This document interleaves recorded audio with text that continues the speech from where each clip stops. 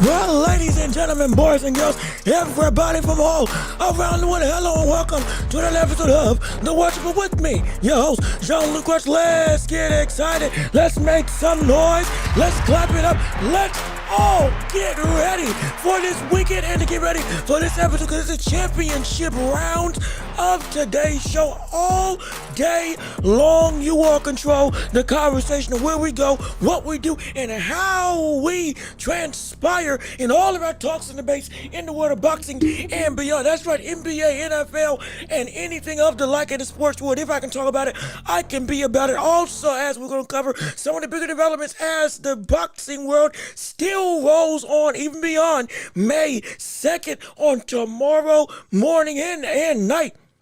We got some news with Canelo'S, and he's making his comeback. That's right, El Champion of the world, formerly El Champion of the super middleweight division, now makes his return to the boxing ring against Christian MBILLI in a confirmed fight in what I believe is for a title at 160. If I'm not mistaken, it's for the... Is it the WBC or the WBO? One of the two. Either way, he's got a belt potentially coming his way, and we're going to be discussing the likelihood of him winning and the rest of the division, as well as more stuff involving Inoue versus Nakatani, Benavidez versus Zurdo, the fights that can come afterwards, and the rest of the division as a whole. Who can be the next men to challenge these greats that are fighting on this weekend? Don't forget, we still got some stuff with Shakur Stevenson. We still got some stuff with Keyshawn Davis, who's also fighting in, I think, this summer, right after in June or July, and a bunch of other things that we have in store for you all. But hey, we appreciate you tuning in. We're so glad that you're here on our show. If you haven't already, go ahead and subscribe to the channel. Come on and join the empire. Be a part of the hottest show in all of the globe right here on YouTube. Hit the notification bell so you know whenever we post, and you can keep up to date with everything that we do on this channel. Leave a like on the video. One like makes a world of difference to help us reach the masses around the globe on YouTube and beyond. And also, if you can't support the channel, we got Cash App, PayPal, links down below in the description, super chat, super gift, stickers, and the like, all if you want to support. And if you can, it will mean the world to me, helps us to make the show better, and helps us to pay the bills. And the most important thing that you can do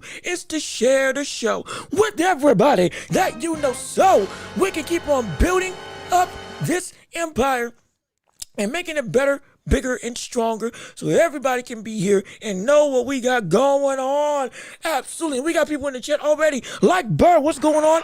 Appreciate you tuning in. Love King, welcome back to the show. And yo, Chone, how you doing? Good to see you. Hey, brother, all of you and anybody else is watching around the globe, overseas, or right here at home in the States. We appreciate you being here, and we got a whole host of stuff to talk about. We got a whole litany of topics to delve into, and we have you, the audience, to entertain. So without further ado, ladies and gentlemen, we got boxing to cover, we got sports to delve into, we got entertainment to provide, and we got money to make. If you know what I'm talking about. So ladies and gentlemen, it's time to step into the ring, and it's time for the championship rounds. Come on, let's get it popping, let's get it started, let's get it going. It's time to work, and it's time to talk about the world of boxing as a whole.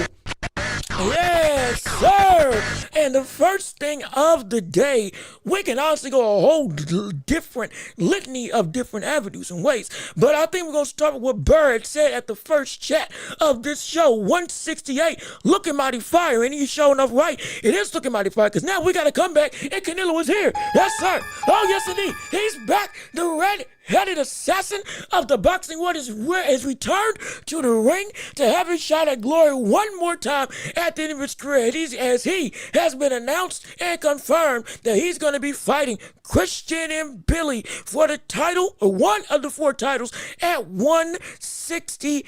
And it's really interesting to see what we're going to see with Canelo coming back. Again, we've talked about MBILLI being in this position, was in line to beat champion as the #1 contender in the world of 168 for the undisputed titles. Didn't get the opportunity, had his draw in a fight of the year contender with Martinez in an absolute barn burner of a fight with Lister Martinez. And now, after waiting, after being patient, he now gets his shot to dethrone, yes, yet again, one of the faces of this sport. And we can talk about the fight build up. We can talk about the fight at hand and what that potentially will look like. But the biggest question we need to ask, and everything involved, is the same question we've asked every time Canelo's been brought up post Terrence Crawford, and that is, does the brother still have the ability to reign at this division? Because, like you all have stated, it's heating up. It's getting hot and heavy. It's getting mighty sweaty up there at 168, because all of a sudden, when it seemed like Canelo had dethroned and defanged almost every reputable source of threat in that division, now a whole new wave of competitions come up. Now you got Lester Martinez. Now you got Christian and Billy, who he's fighting next. And you got Hamzat Shiraz. Yeah, Berlanga's out to pasture. We understand there ain't going to be no close affair yet again, but even we getting people coming up into this division. Carlos Adames, who potentially is going to be fighting Shiraz in the very near future. He's here now. I'm telling you, it's popping. It's popping. The whole division feels, dare I say, exciting, or at least in the basis of terms, or excuse me, in the baseline of terms, it at least it feels engaging. It ain't felt like this in a hot minute. We ain't felt this much friction moving around at 168. And mind you, this is still gonna bleed into Benavidez and Zurdo. This is not overlooking the fights coming up in May, but we also bring this up because we got Canelo, who has now been confirmed that he's gonna be showing up. Gosh, hold on a minute. Oh Lord, oh my, oh look, I almost got taken out. Good gosh, hold on a minute. I think I ate my breakfast too quick, and now I ate you before now. Got me choking. What was I saying? Oh yeah, Canelo reportedly is going to be showing up for the Benavidez versus Zurdo Ramirez fight. Now, I'm not trying to read too much into it. Be clear. Be clear. I am not trying to be the one to say, oh yeah, it's going down. Oh, everybody better look out now. It's happening. Oh, he about to walk into the ring. He is going to go through and finally step his foot into the deep end of a threat level in Benavidez and say, I want you at 175. I'm not saying at all that that's what's going to happen, but the rumor mill still swirls regardless of which. And if his performance and production while at 168 against MBILLI does show to be fervent and true, and dare I say with the surgery that he had on his, I believe it was on his elbow, potentially revitalizes his ability to be able to fight at a high level, maybe all of a sudden chips fall where they may, and we say he might just actually take that fight. Hypothetically, may try to have another crack at 175 if, dare I say, he's like, you know what, it's the last vestiges of my career.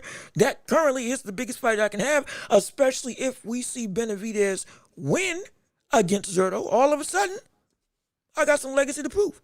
I got some stuff that I got to show. He is worth my time in Canelo's mind. So, maybe that actually takes place. But again, not speculation, strictly speculation. I'm not saying it's going to happen or not, but regardless of which, this bleeds into this fight is very important because this is going to be a relentless test for Canelo. And how exactly is going to transpire when he comes out on the other side? We want to hear from you as to your thoughts on that matter. But ladies and gentlemen, we still got your opinions to hear, so we want to see you in the chat. Let me see what you all got to say. Sean, you said we got some fun fights in a few hours. Yeah, man, look, we do. I dare, so you may have to cut this show a little bit short only because we're going to be up this morning and at night trying to cover all of the boxing talent. And all the monstrous fights are going to be happening. So we're going to try to gauge this show the best that we can to make sure we don't go too far so I don't shoot out my voice and make it so I can't give you all the best performance possible on 4 in the morning. Which is insane to say, but we're going to be up for it. I guarantee you, I promise you that, because this is a fight that we cannot miss. This is a transcendent affair, and I guarantee you, we're going to give you the best that we got. But let me see. I respect to Canelo for choosing MBILLI. He is here, or he is there for Munguia stablemate. Okay, that makes more sense. That does make more sense. He's there to support the stablemate. Also, maybe there's still just support the whole day of Cinco de Mayo, that whole weekend. It normally was his abode, celebration of Mexican heritage, Mexican culture, and Mexican boxing as a whole. So maybe he's just going to be out to support. But I promise you, it's going to bleed into somebody's going to try to trip that wire and get Canelo to say, hey, we want that smoke with you. I guarantee you, something's going to try to say. Just like what we saw with Tyson Fury and Anthony Joshua, this ain't going to be too far-fetched of a reality. That we see that same level of spotlight getting put on them. Hey, make a decision.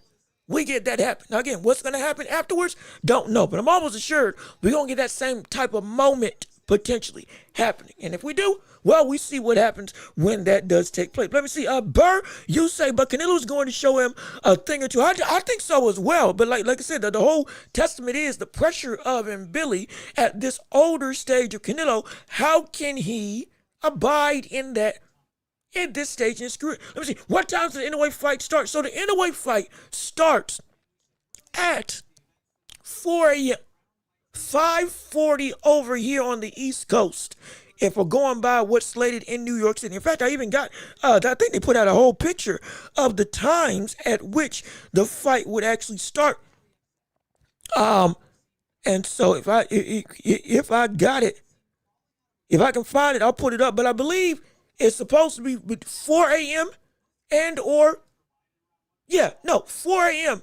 on the East Coast is when the card is supposed to start. At the latest, it's going to start at 5:14 per the list of times that they put out for the different zones in the states. Now, you may have to look it up for yourself as to where you're actually going to be, depending on where you are staying. But East Coast-wise, 4 o'clock is looking like the time and place. And so that's when we're going to be up. So that's why I said, again, I'm not going to sleep. That's the whole reason why I said I'm not going to sleep. That's the entire... That's the entire sentiment of why I was saying there's literally no rest for the weary, because we will not be resting all night long. We're going to take a power nap in the middle of the day, and we're going to be up studying film, doing everything else that we can, and getting prepared for tonight's, or rather this morning's, action. Because from 4 to about 8 is when that whole card is going to be. And then from 7 in the afternoon to 12 is when the David Benavidez whole card, preliminaries and all goes through. So we gonna be, I'm gonna tell you this right now, and this is a shameless plug. I don't care. I'm not paid, but this is worth the wait. If you have not told people about this fight, and or you haven't gotten some people together, you better get some people together for this fight, at least this afternoon. There is not a situation in boxing, at least for the past couple years, well, there are events in boxing that I just can't miss. This is one of them. This is one of them. I'm saying this as a fan. It's one of them. You miss this, it's going to be, man, I wish I was able to see it live. Because it's going to be that type of fight. It's going to be that type of night. It's going to be that type of energy. Imagine what we felt when we were having Spence and Crawford a little bit, Garcia versus Tank a little bit, that kind of anticipation, and then the night of action. Imagine that, but it's 2 times over. That's what this is going to be like. Because it starts at 4 and it ends at 12. It's going to be nothing but uncertainty, animosity, and legitimate 50-50 affairs where it's like, I'm excited. The energy's going to be buzzing. The atmosphere is going to be all over the place. It's prime grilling atmosphere. I dare say, get a steak at 4 in the morning and put it on the grill. I don't care if you can't see outside. It's worth that wait. It's worth that type of production. It's worth that type of zeal. Because it's going to be a can't miss a bit. It's legitimately going to be a can't miss a bit. But let me see. Inoue had that Murataya build. He looking bigger for sure, man, compared to Nakatani. In fact, I can actually pull that up right now as to what they look like in the various, whatchamacallit, side-by-side comparisons to each other. This is them facing off. This is the weigh-in for them. Inoue came in about a couple ounces heavier than Nakatani. Nakatani came in 120 or 121.5. Inoue came in 129 or 121.9. just about at the 122-pound limit. Both of them probably going to rehydrate and get even bigger on the night of the fight. So, hey, 125, 124, most likely it's going to be what they look like when they step into the ring or something along those lines. But this is the physique of two of some of the most destructive forces in the sport right now. And I promise you, this is going to be, where am I? Okay, there we go. It's going to be absolutely incredible. I mean, just listen to the atmosphere. Listen to exactly what you're getting ready to see on fight night earlier, or rather later on in the day and early mornings of tomorrow.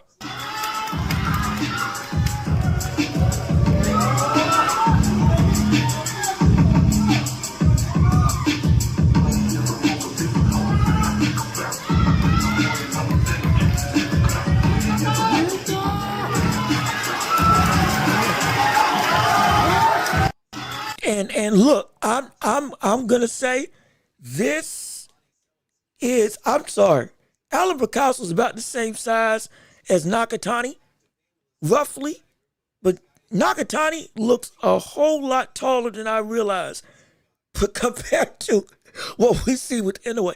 I'm not gonna lie, and I knew he was the same height as Picasso. Picasso was kind of the first and realest barometer of what we could see as a physical stature matchup when compared to Inoue. But now looking at it, it's like, oh shoot, oh my gosh, okay, it's here now. And this brother, this is a big dude. This is a tall brother. I'm dead serious. Like this is a lanky cat. And again, this is where that height, that reach, that leverage does become a potential concern. Because the whole thing about Picasso versus Inoue versus Nakatani versus Inoue, Picasso was not nearly the same range holder, not just range finder, but range holder that we see Nakatani as. The ability to use that distance in a maximized capacity. Picasso wasn't that. And shoot, I went back to watch some film of more film of what we had seen with the likes of Nakatani as he was running through at 118 and 115. His feet are really good. His feet are really good. Let's see, Burr, you say look at Inoue arm length though. Yeah, it's like the reach ain't too far off. And Inoue definitely is gonna be able to reach Nakatani. It's just the fact that with height, if you have good feet, it makes you even harder to not just get to, but when you want to attack and get out the way, makes it a whole lot more demoralizing against the opponent.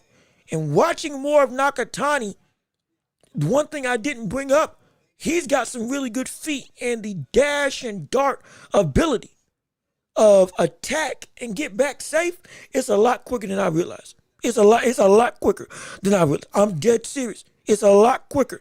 His not just willingness to go and throw some power, but the ability to get in and out, get in and then get away, do damage and then get back to safety in such a quick fashion. Yeah, at 5'10"? At about 5'9", 5'10", or roughly wherever the world his height is. Yeah, no, that's some serious speed. That's some serious athleticism that he's got coupled with his technique. That could bring a different dimension. That could bring a different type of obstacle for Inoue to overcome. Shoot, if we want to say that's the thing that can get him into a real knockout opportunity, that would be the thing. His feet, and his potential surprising speed against Inoue could be the very thing to set up the shot to knock him out. That one-hitter quitter, due to the fact that, okay, he can close that gap in a way that Inoue better be responsible. He better. I still think Inoue's going to win. But seeing what I'm seeing now from Nakatani, if Inoue isn't on his P's and Q's, it ain't going to be just Inoue coming in and then boom, he gets caught with the shot. Inoue can't get shocked by a shot straight up from Nakatani's immediate, okay, we just moving it forward. It's similar to what we see with Rolly Romero. Now, I'm not comparing Rolly Romero to Nakatani. Nakatani is leagues better, widely better. It's not even compared. Rolly Romero doesn't belong in the same locker room. But when we look at the athleticism and what got Ryan Garcia in trouble, wasn't just the power. The power was there.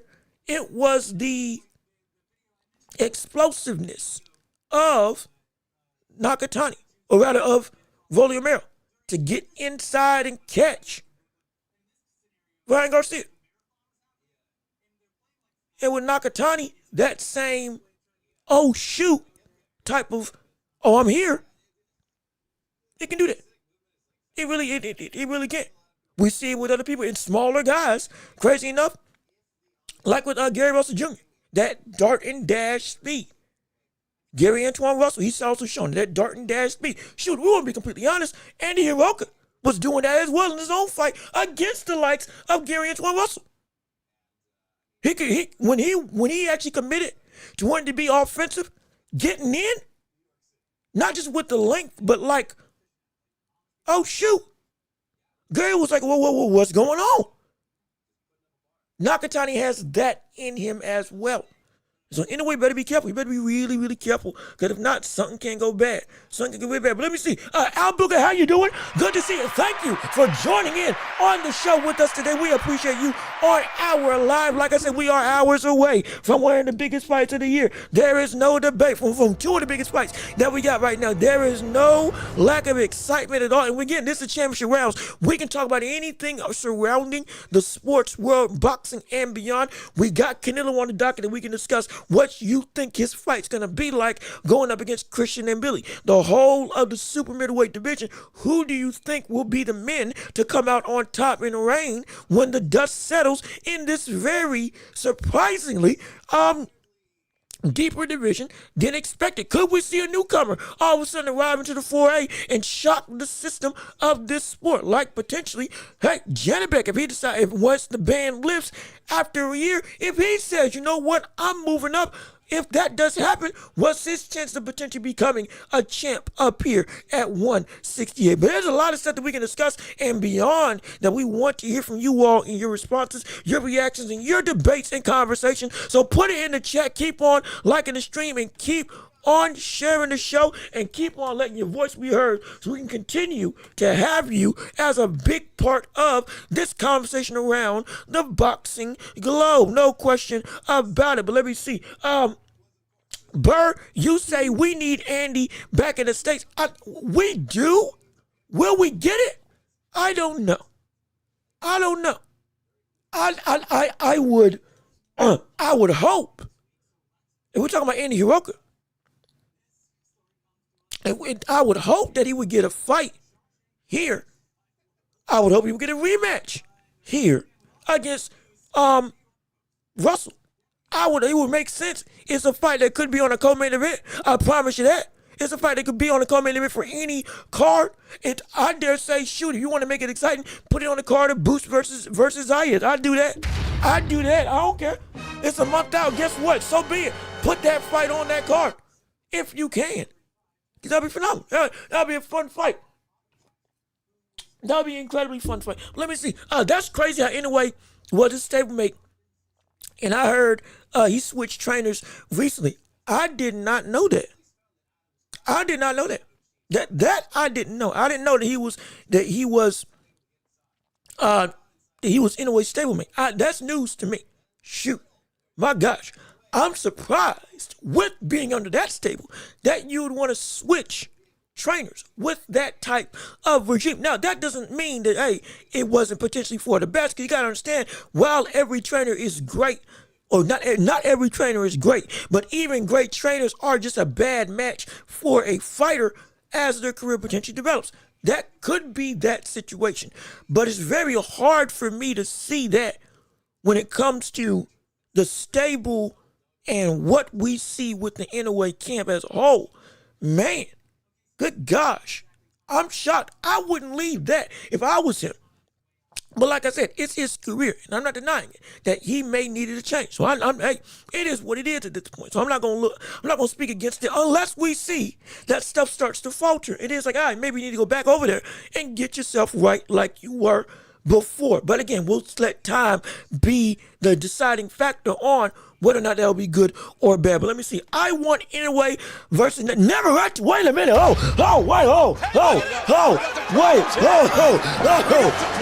a minute now. Hold on a minute. Wait a second. You what? Inoue versus Navarrete?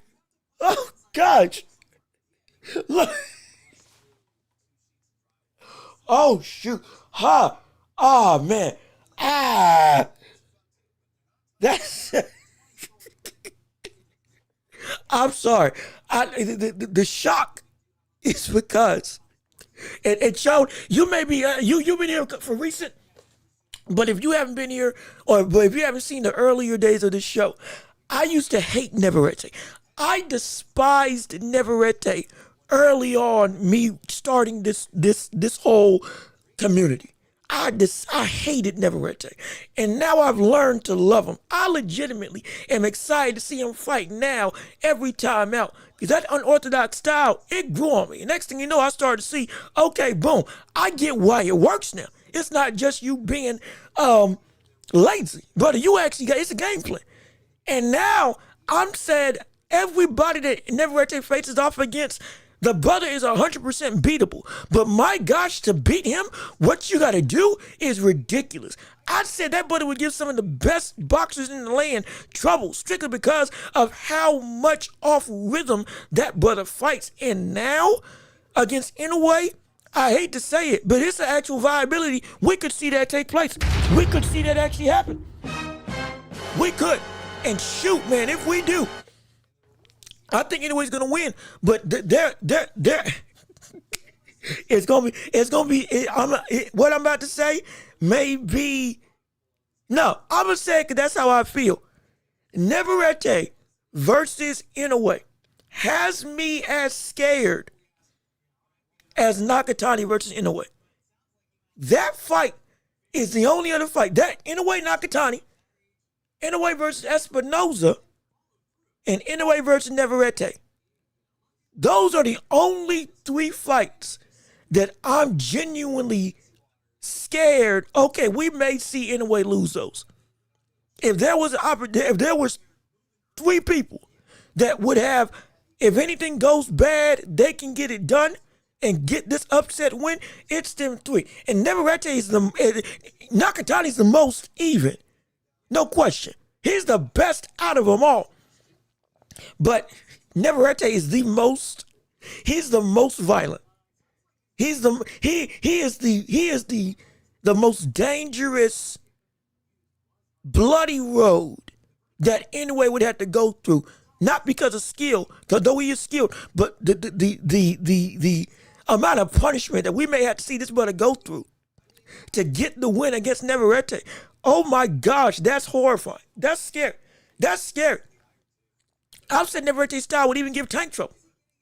Even though I know Tank is a better fighter, strictly because if he just bloomed up and got up there, his style would give O'Shaquie Foster trouble. It would give Raymond Ford trouble. It would give anybody at 130, 126, 122 or below just a tough time. Because he can take a punch. You can't seem to hurt him. He's got stamina for days. He's got a nutritionist. And his power is legit. And the offense, no matter how technical you may be, it still gets through. And he's getting better every day. That's the only fight that I'm like, man, I don't want anybody ducking any smoke. But if you can't stay away from Navarrete for as long as possible, I would say to do it. That's the only time. That's the only time. That's the only time. I would say that. Until we see Inoue at 126 and I can see what he looks like up there, that's the only unpredictable guy that I'm like, I'm not going to say anything about what Inoue can do against Navarrete until I see him at 126 and do something at that division. Because until then, that's the one dude of the two that I'm like, it's a big concern. Shoot, man, that Navarrete boy, he's so beatable. But he can also shut you out. Because it's like you don't know what to do with him. I dare say I'm trying to figure out how to beat him. I don't know how to beat him. I don't, unless you just knock him out, I don't know how to beat this cat. With the way he's been looking of recent, especially his last 2 fights. That'd be insane. Oh, good gosh, that'd be insane, man. That would be insane. I'm telling you, that's horrifying. That's scary. What's your thoughts on him being on the pound-for-pound list now? If you're talking about Navarrete, now, clarify. Are you talking about Navarrete or are you talking about Inoue? Because if you're talking about Navarrete, I don't think he's pound-for-pound deserving yet. But with the way, if he keeps on moving like this, he has a way better argument, especially with potentially the next 2 or 3 fights in his career that will potentially move him up. It's gonna or if he just straight up goes through and says, "All right, I'm at 126, and we gone. All of a sudden, I'm taking out monsters up here. We got ourselves a problem. We got ourselves a real problem." And that's when, okay, yeah, pound for pound, it's viable. For him, yeah, it's viable. I just don't think he's there yet. But I get the conversations, absolutely. Rafael Espinosa versus Inoue at 126. That would be a phenomenal fight. I would love to see that. That's a great one. Absolutely. They're 2 divisions apart already. Yeah. But, like, it could happen. It could happen. Wait, never reached 126. He didn't move up to 130, did he? Unless I'm tripping. Correct me if I'm wrong. Navarrete didn't move up to 130, correct? He's still at 126 for the time being. I believe that's what was going on. And if I'm wrong, please enlighten me. If he's at 130, well, then so be it. My fault. My apologies. But I thought he was still at 126 at this point in time. But correct me if I'm wrong, just for the sake of clarification. Let me see. Never say never. Anyway, Father said he's going to 126, and they also said they won't move up, and so that's scary.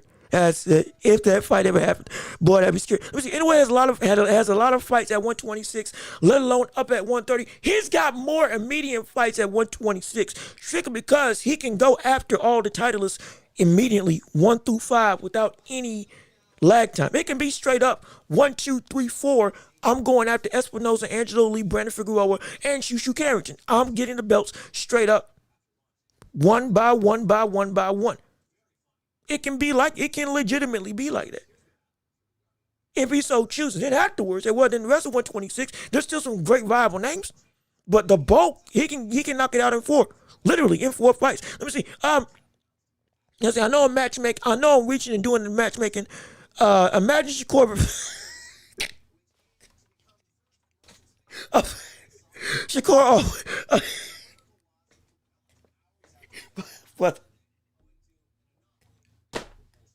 brother, listen. One, okay, the fight itself would be incredible. It'll be phenomenal. I would love to see how that fight would go. Like I said, against everybody, against nearly everybody, yeah, I'm picking Inoue to win. I would be. I think Inoue is a better fighter than Shakur.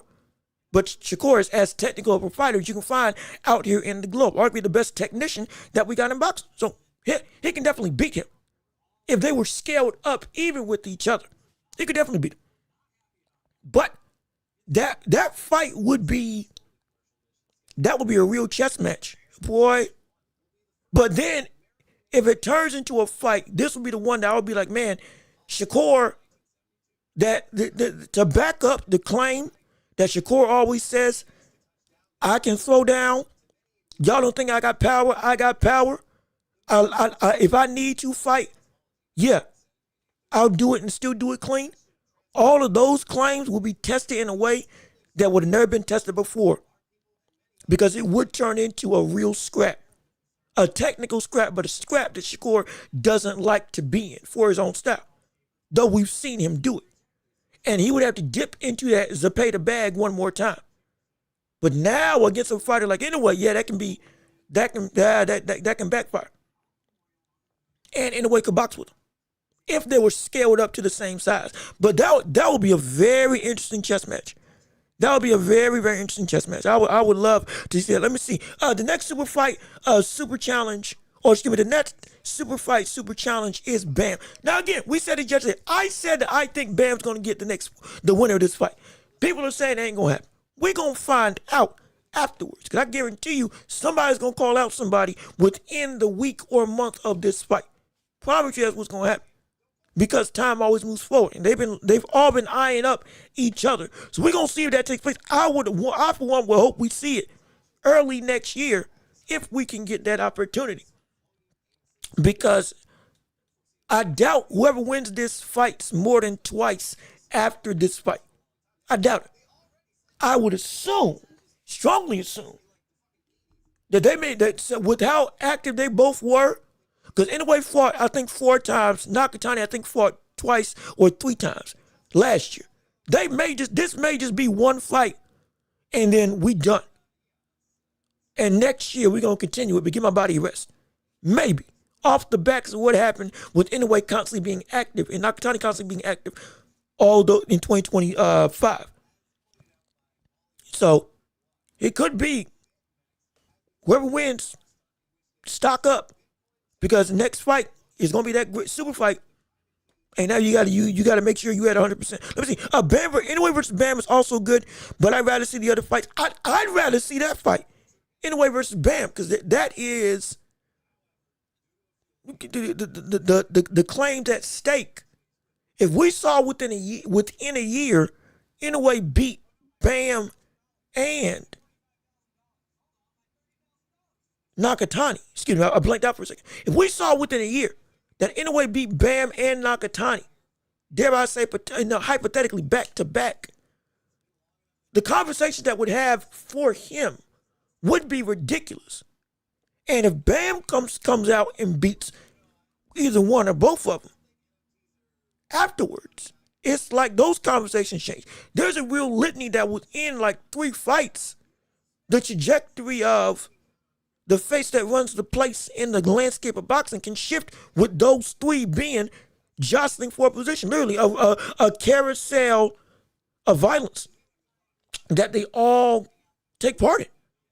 It can really be like that. And if so, like, it'll be my dream. It'll be my dream. I would love to see that. Let me see. Inoue might lose to Espinosa. I'm not going to lie. Maybe. We said he could, but we also said that with what Espinosa looked like in his last fight, he got a lot of windows broken to the body. And the offense that, it still is a knockout savant. It still is incredibly imposing. But there was a lot of vulnerability that if that was Inoue, it looked like, what we thought was an impossible, too big to conquer type of person. There's a breakthrough that can happen. There's some very big holes that can be taken advantage of with Inoue and his skill that Espinosa has, that he showed in his last fight. And so it's become more believable that, we could actually see it. It's still dangerous, but we could see him win. The confidence rose a lot with that last fight. Let me see. IBF and WBO champ at 130 versus Eduardo Nunes Navarrete. Okay, yeah. Okay, yeah, and so this, excuse me, I'm sorry. Yeah, no, this clarifies he's at 130. Okay, thank you. I had my stuff wrong. I appreciate it. So he is at 130. He's not at 126. He's at 130 right now. Okay, we appreciate it. Yeah, and in fact, his last fight, he knocked out old boy at 130 for the title. Okay, yeah, I'm getting, I sure know that. Let me see. 5-time champ, 3-time undisputed. If there's one person who can do it, it's in a way that it's a big task. Yeah, he can do it. He can do it.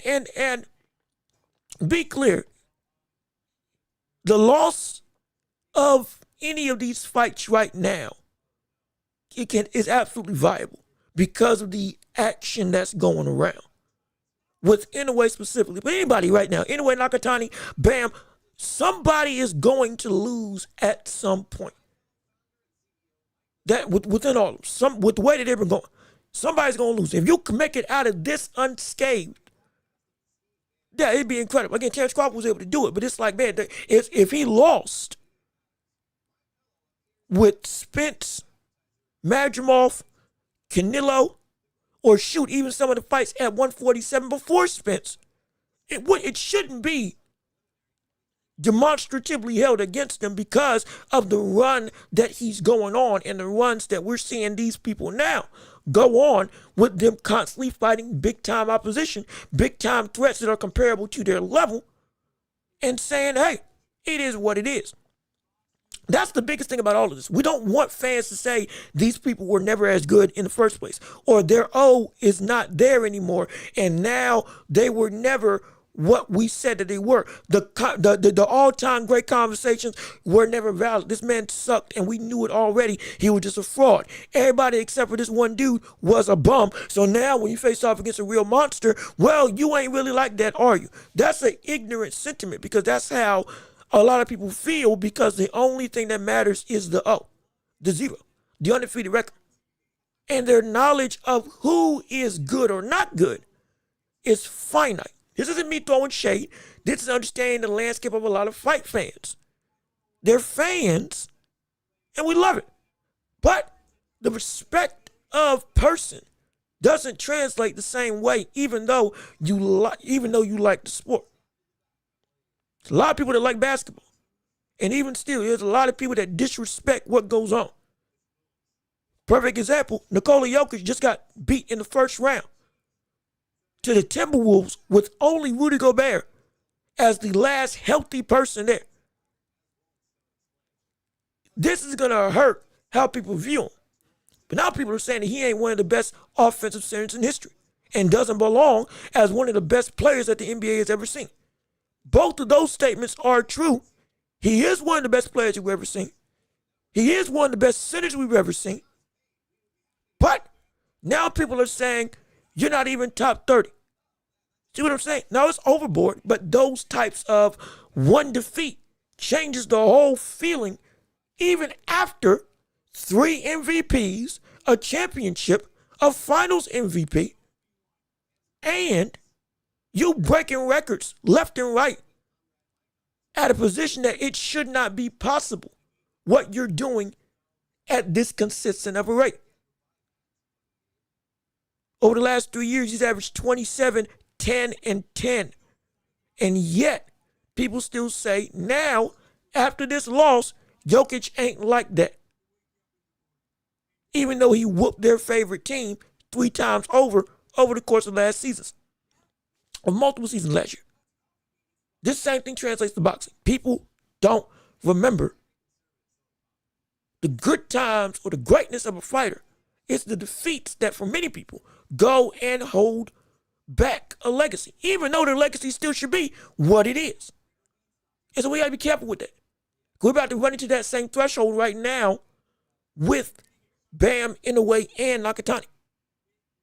It's about to happen.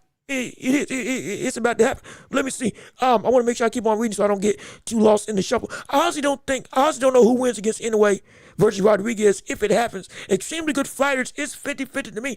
It's 45-55 for me. I think Inoue will win. But it is the translative power of Bam. That's the biggest threat. On top of, Bam is a parallel of Inoue. With Inoue, everything is sharp like a knife. Bam, everything is smooth like butter. Bam looks like he's walking through the park. Inoue looks like a finely tuned machine if that fight takes place. And now it's mechanical perfection versus water-like ease. Not in the same way that Teofimo Lopez is like water.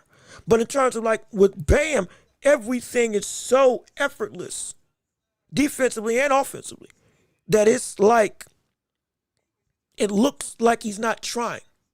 But with Inoue, he's trying to the point that he's mastered the craft, that everything, when he commits, it's inevitable.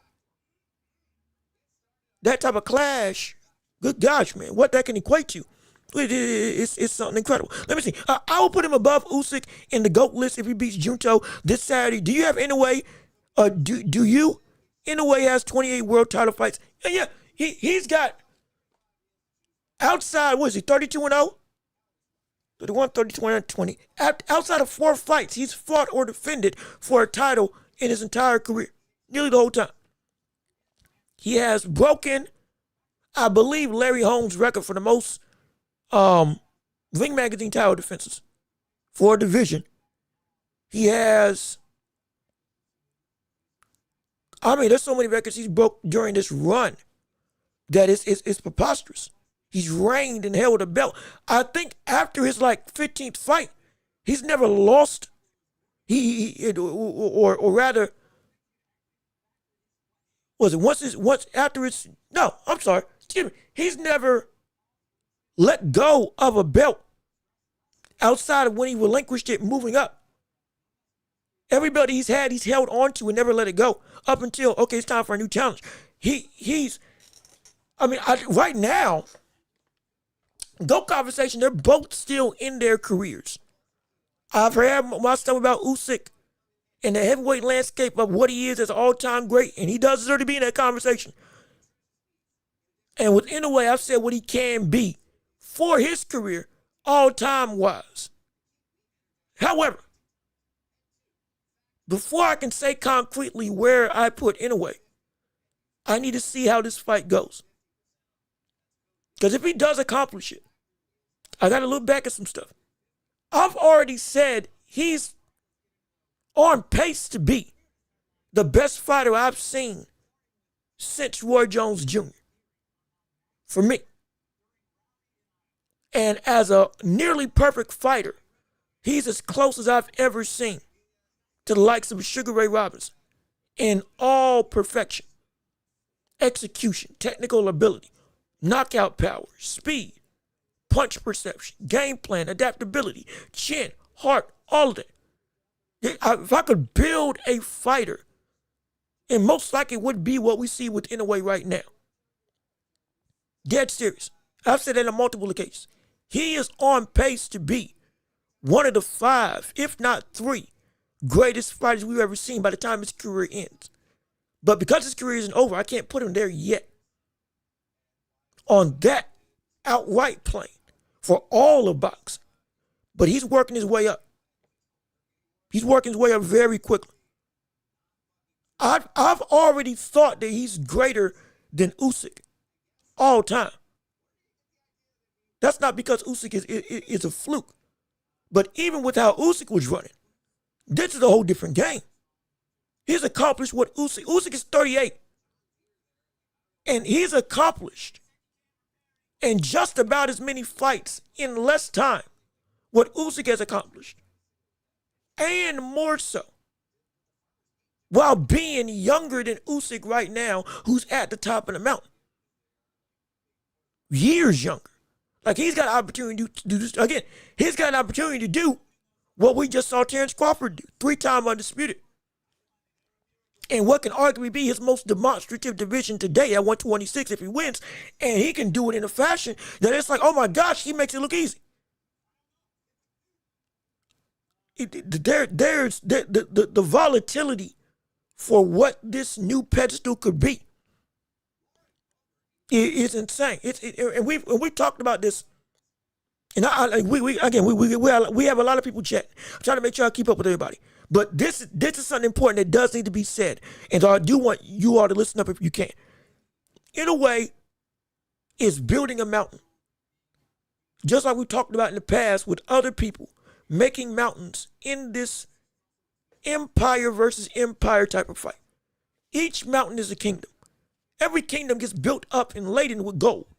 Some mountains and some kingdoms are built on fool's gold, where they got the hype, they got the acclaim, but it doesn't actually stay up to code and can't stand up to bigger empires and bigger mountains that are built on solid foundations of actual substance and gold.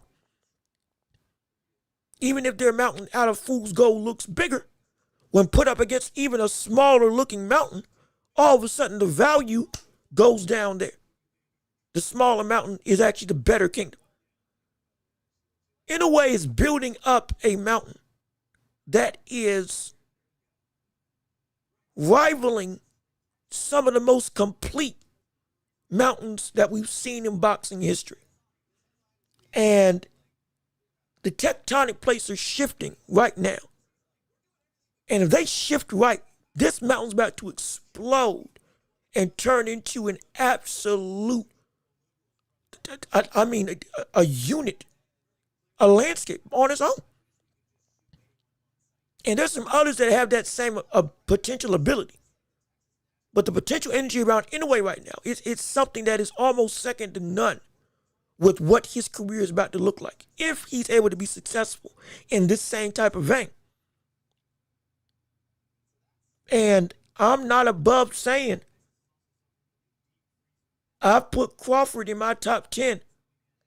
And in a way, this fight could put him in that same conversation. This fight could put him in that same conversation. Because this would be the last stamp for me to say, even while active, yeah, it's tough for me to say there's 10 people that I've seen, in my opinion, that have been able to do and perform in the way that he's performing now at this level of elite caliber against all opponents. It's something different. It really is. Not saying you have to agree, but we're coming up on next weekend. This could be, especially if it's a one-sided affair, this could be something that shakes. We talk about shaking the mountains, shaking the landscape of the boxing world, shaking the landscape of the all-time dossier of greatness. This could be that. This fight could be that type of situation. It really could. But let me see. Let me see what you all had to say. Tell one Usyk win like that, but normal boxing fans don't know. I think I might be missing a conversation. Hold on, wait a minute. I think I might be jumping in on a I think I might have jumped in the middle. I'm trying to figure out where this started and where this ended. Hold on a minute. Let me see. What's your thoughts on Twitter Guru saying he ducked boots? Oh, we're going there. Okay. We going there. Stay 1 second. Let me scroll back down real quick. Let me read this chat by Al Booger, and then I'm gonna answer this question because I got some thoughts on this. Absolutely. Let me read this first down below. Was what Al Booger's saying first and foremost. Balanced footwork, using both hands, punch variety, head movement, countering, punching, stamina, fighting spirit, stopping power. They're both as complete of fighters as I've seen. This might be alluding to another thing. Oh, okay, Baron. This is why Baron reminds you of Salvador Sanchez. And yeah, I see it too. Nothing you're saying is wrong. I get that completely. And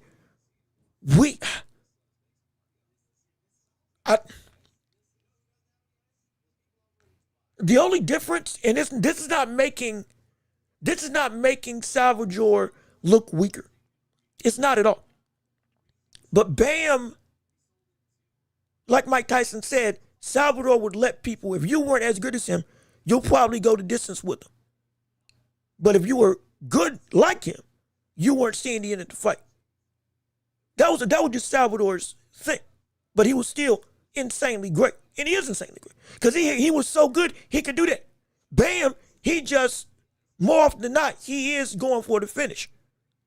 That doesn't make him better or worse than Salvador. And I'm not trying to say that's why he's better than Salvador. But I'm saying that's about the biggest difference per se in terms of what his fighting acumen is.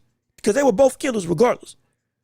But everything else, yeah, there's a whole bunch of similarities that this brother, he just exudes a level of elite positioning that everybody else, no matter what, you just can't compete with. You just can't compete with it. His rhythm, his individual dance that he wants to do in the ring, you just can't keep up no matter what you do. It was the same thing with Salvador. And so he's a beast. He's a beast and a monster, no question about it.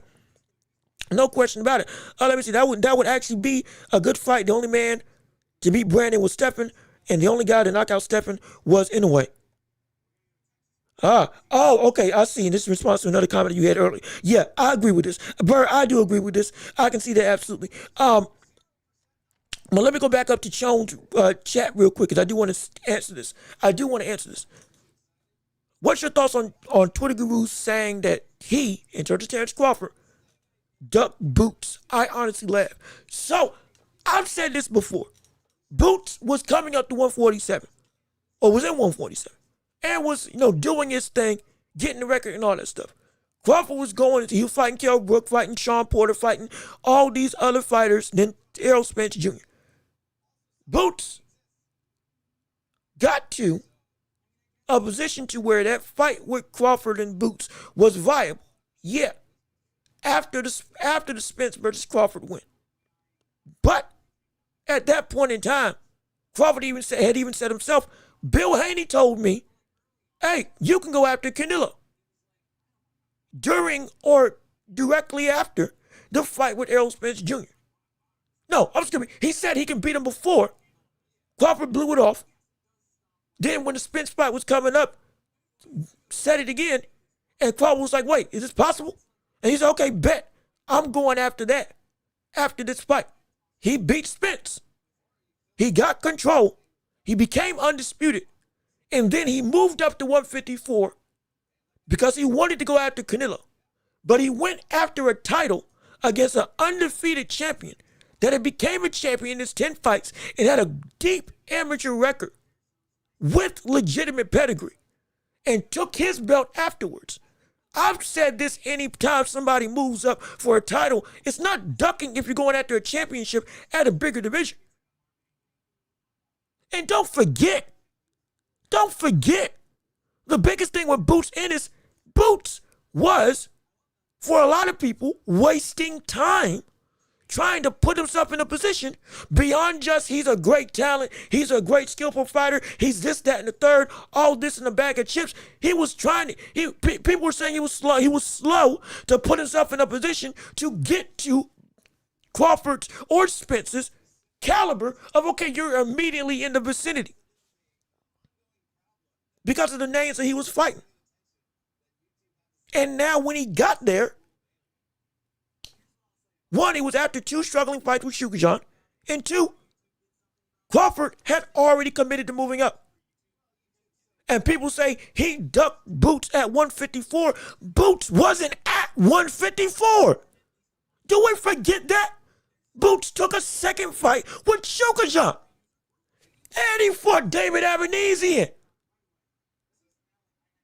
And then he fought Stanionis at 147 after the belts got relinquished from Terrence Crawford. He didn't chase after him. He stayed. This is directly after the first Shukajan fight when he said, I need to move up because my body can't compete like I wanted to. And then he stayed there for 2 fights. And then when he gets to 154, Crawford was already at and beat Canelo at 168, who Boots sparred Canelo to help him beat. And then he retired. He was going to fight Janibek. Janibek popped. If Janibek had not popped and the fight between him and Lara would have still gone on, I'm almost sure we would have seen Crawford still fight and get that fight. Because he wore a shirt saying 4-time undisputed. He was looking for this. He wanted that fight. Go look back at the sparring. Go look back at the sparring that he was doing for Canelo and look at the stuff he was wearing. Look at the stuff. Like he look at what he was saying. I'll go down to 160 and do it again. Nothing about what he did was ducking. People just wanted to get that fight with Boots. Nothing about what he had moved like was ducking. People just wanted to get that fight with Boots. Again, speculation on my part with what I'm about to say. But this looks like people trying to get a rise out of Terrence Crawford so they can get the fight with Boots to pull him out of retirement. But Boots has nothing, Crawford has nothing else to prove. And Boots, because of his own movement in his career, that we on this channel, on social media, and other boxing pundits were frustrated with, he wasted time. He wasted time. He's 28 with 33 fights. And he's only gotten, in fact, here, I'm going to look at this. And this is not me shooting shots at Boots in it. I want Boots to be successful. I love Boots as a fighter. Boots is an incredible opponent for anybody to face off against. And his career is slated to be in position to be one of the best in the land. No question about it. But people throwing shots like this or taking what Crawford said on social media and spinning it into a whole Boots conversation. This is why Boots is better than you. This is why Boots will beat your butt and all this stuff. It's simply nonsensical. Because it's not Crawford's fault, from what I understand, that this fight didn't happen. We were covering all of this stuff as it was transpiring. Every time Crawford had moved forward, Boots either drug his feet or finally got the opportunity that we were saying he should have took him for a long time. And then the noise started to come up. Hey, all right, now you're moving like we wanted to see you move. Now you're starting to match what your record's looking like in resume. But it wasn't like that before. Though the opponents, or rather the performances, were great to watch, you weren't there yet. When you got there, it was too late. If you had moved up to 154 earlier, well, who knows what could have happened with you and Boots. Or, excuse me, Boots and Crawford. If you were actually there when you said you were going to be there.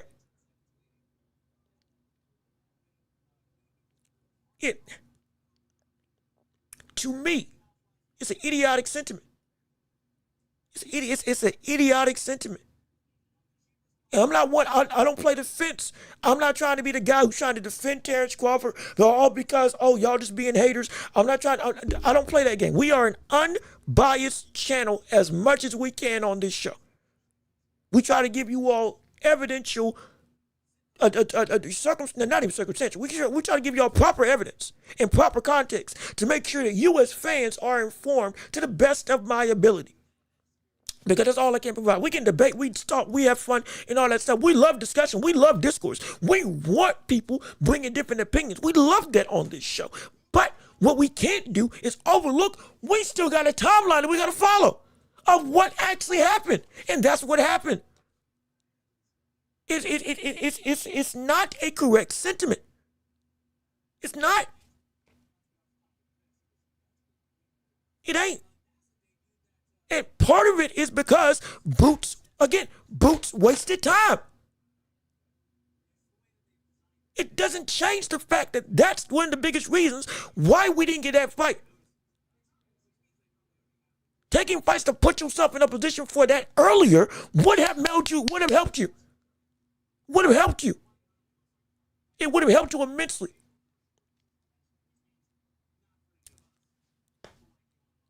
But it didn't happen. So it's like, I hate it. Because it's a fight that got away, but now it's turning into a conversation that it really shouldn't be turning into.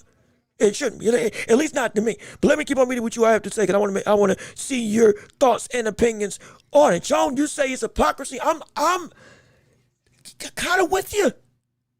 I'm kind of with you, because I remember what the conversation was about what Boots is as a fighter. At that point in time, at 147, in that whole transition period. And what we were seeing Crawford move and do, it was like you are lagging way too far behind to be saying, yeah, I deserve a shot now. And we want you to move quicker earlier. And you just didn't. Boots didn't want no smoke with Ortiz. Y'all are forgetting that that the turkey bag Boots was biggest offer. But he turned it, yeah, at first he did. Yeah, no, it's like there's so many layers to this story of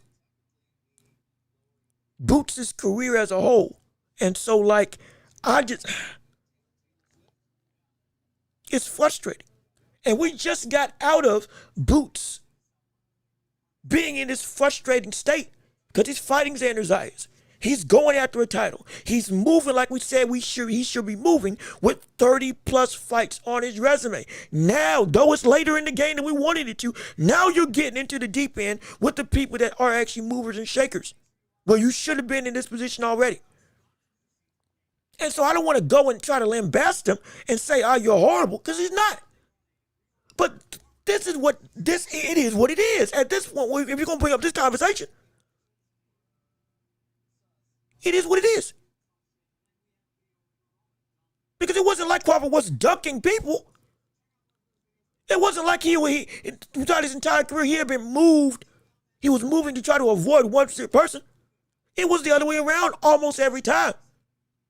And if Boots was brought up earlier to try to say, yeah, I deserve my shot with Terrence Crawford, one, you weren't even in the pound-pound rankings like with Terrence Crawford, and two, at that point in time, it was like your resume doesn't even stack up, and there are other people that are immediately right here, that it's like, yeah, he's got 4 champions or 3 people that have been in the ring with some real heavy hitters that are closer to Terrence Crawford's current level of perception and skill because of who they've beaten and what they've done than you right now. But you can be a very good test. But you have to earn it a little bit more. And he just waited too long. That's my whole thing. He just waited too long. Then all of a sudden he wants to call out everyone. He's on time. Why didn't he go straight for Ortiz in his debut at 154? Haney, when he moved up, went straight for Norman. There's no excuses. And like, again, I agree with you. Again, that's a whole different sentiment. But I see what you're saying. Now, I'm going to be blunt. I said anybody that moves up, that takes a tune-up at a new division, I am always for. Because I want to see how you're able to work at that new landscape of body and framework. I'm not going to push back against that because I've already said, hey, I'm cool with it. Because it's an adjustment. It is. But other greats, yes, they did step up and fight immediately. Terrence Crawford stepped up to 116, immediately fought Canelo, immediately fought Magimo. Inoue immediately fought Stephen Fulton. Directly fought Stephen Fulton immediately after. Taking tests and being blunt and saying we moving without any recourse, that's the thing. At the time when Prograis was a real dog, before, again, ultimately, he became the fighter that he turned into before retirement. But when he was seen as one of the most dangerous punchers at 140, Devin Haney moved up and immediately fought him first in the new division. That was the first fight Haney had at 140 pounds for the title, and he whooped him, knocked him down and knocked him out without any remorse. Not knocked him out, but knocked him down twice and won that fight with ease. That's what he did. That's what he did. And so when we look at that, it's like, man, we love the bravado now. We just wish it was there earlier. That's my only thing. The disrespect is not because you're moving and talking now. We wanted this. It's because where was this 2 years ago when we were saying you are ready? That's my only gripe of the past. If Boots keeps moving like he's moving now, great. No issue. Calling out folks, taking on tests, taking on challenges that are at or above his level. We love it. Keep on doing it. But we're not going to overlook that what we said that was wrong then wasn't still wrong then. It was wrong. It was bad. It was bad. Jean-Luc Careful, Boots has more accomplishments at this age than Bud did at the same age. Now, here, that's a good point. That's a good point. Well, is it? Let's fact check. Hold on. Let's fact check. Let's fact check. Terrence Crawford, accomplishments by age, what was it? 28? I think 12, or is it 30? Is Boots 30 or is he 28? Let me see. Boots age. Boots in his age. Okay, he's 28. Okay, 28. Let's look at comparisons and see what goes in. Okay, so Crawford by age 30. By age 30, Terrence Crawford, undisputed welterweight champion at 147. He won the title. That was the last accomplishment. I believe it was by age. Was that by age 30? No, that wasn't by age 30. Wait a minute. Hold on. Dang it, this is stupid. See, this is why I don't like chat. This is why I don't like AI. AI be messing up. AI be giving me stuff in the wrong context. Hold on a minute. Let me make sure I got this right. Let me look at the fights. He said, he was 2017. Okay, 2017. He was a multi-weight world champion. He was pound for pound, number 3 or number 2 in the world at that point in time. So in 2017, let's look up the resume. Let's look at the resume of 2017. Hold on. Boots Ennis. Not Boots Ennis. Terrence Crawford.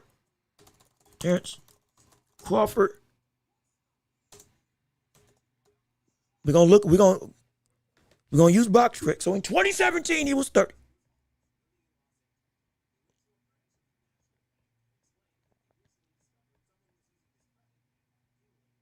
So by 2017,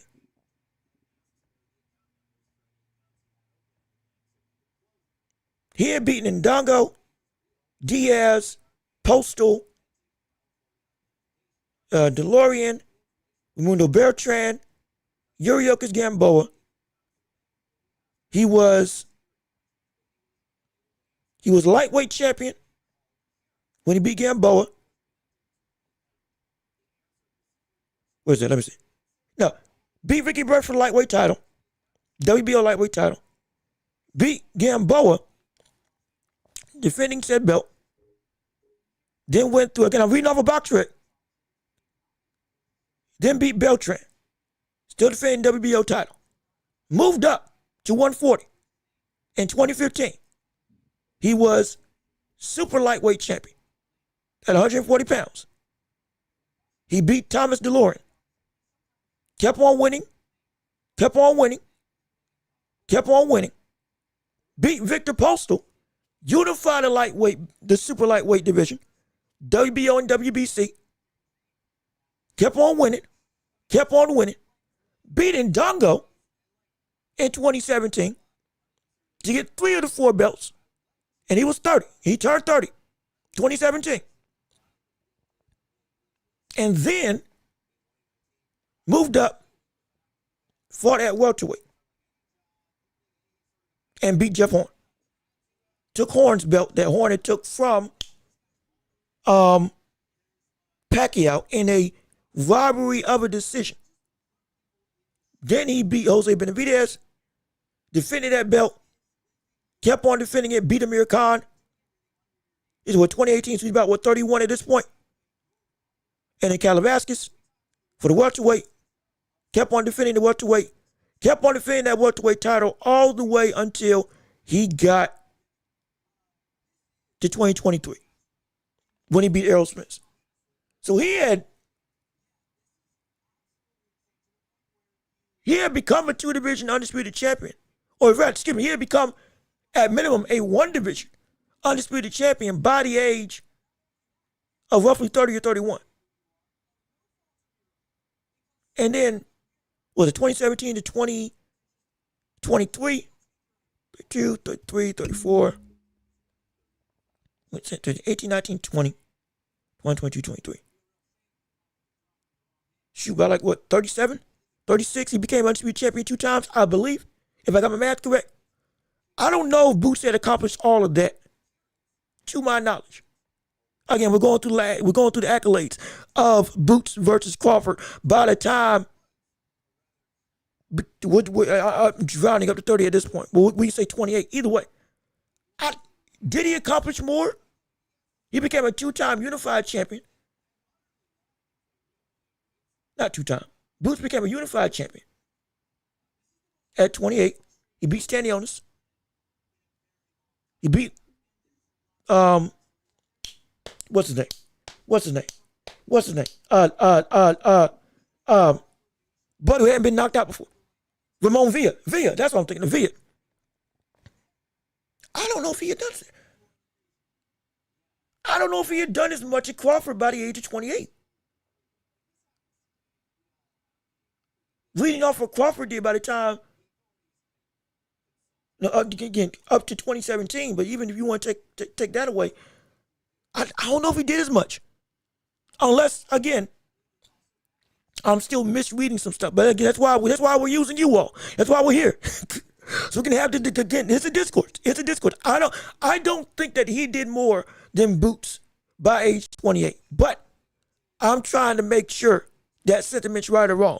So y'all are helping me out. So help me list some stuff that Boots did to help me see if he did more than Crawford by age 28.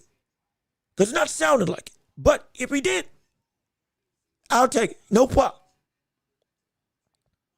But I want to hear from you all to see exactly what is or isn't on the up and up, so I can make sure I'm giving you all. We're discussing this correctly. But let me keep on reading. I'm trying to make sure I do everything I can. Age 20. Oh, I'm sorry. Oh, Albuga, I see what you're saying. My bad. Okay, yeah. So the criteria was 28. So take away the Canelo'S fight, and so we can bump it down to 20. What is that? 2015. Okay, so we bumped that down to about 2015, 2016. At 28. Yeah, okay, so 2015 would be the cutoff. Okay, so up to 2015 with Terrence Crawford, if we're talking about by age 28, that's the cutoff that we had to have for Boots. Oh, excuse me, that we had to have for Terrence Crawford with his career. My apologies. I read wrong. That's my fault. That's my fault. That's why y'all are here.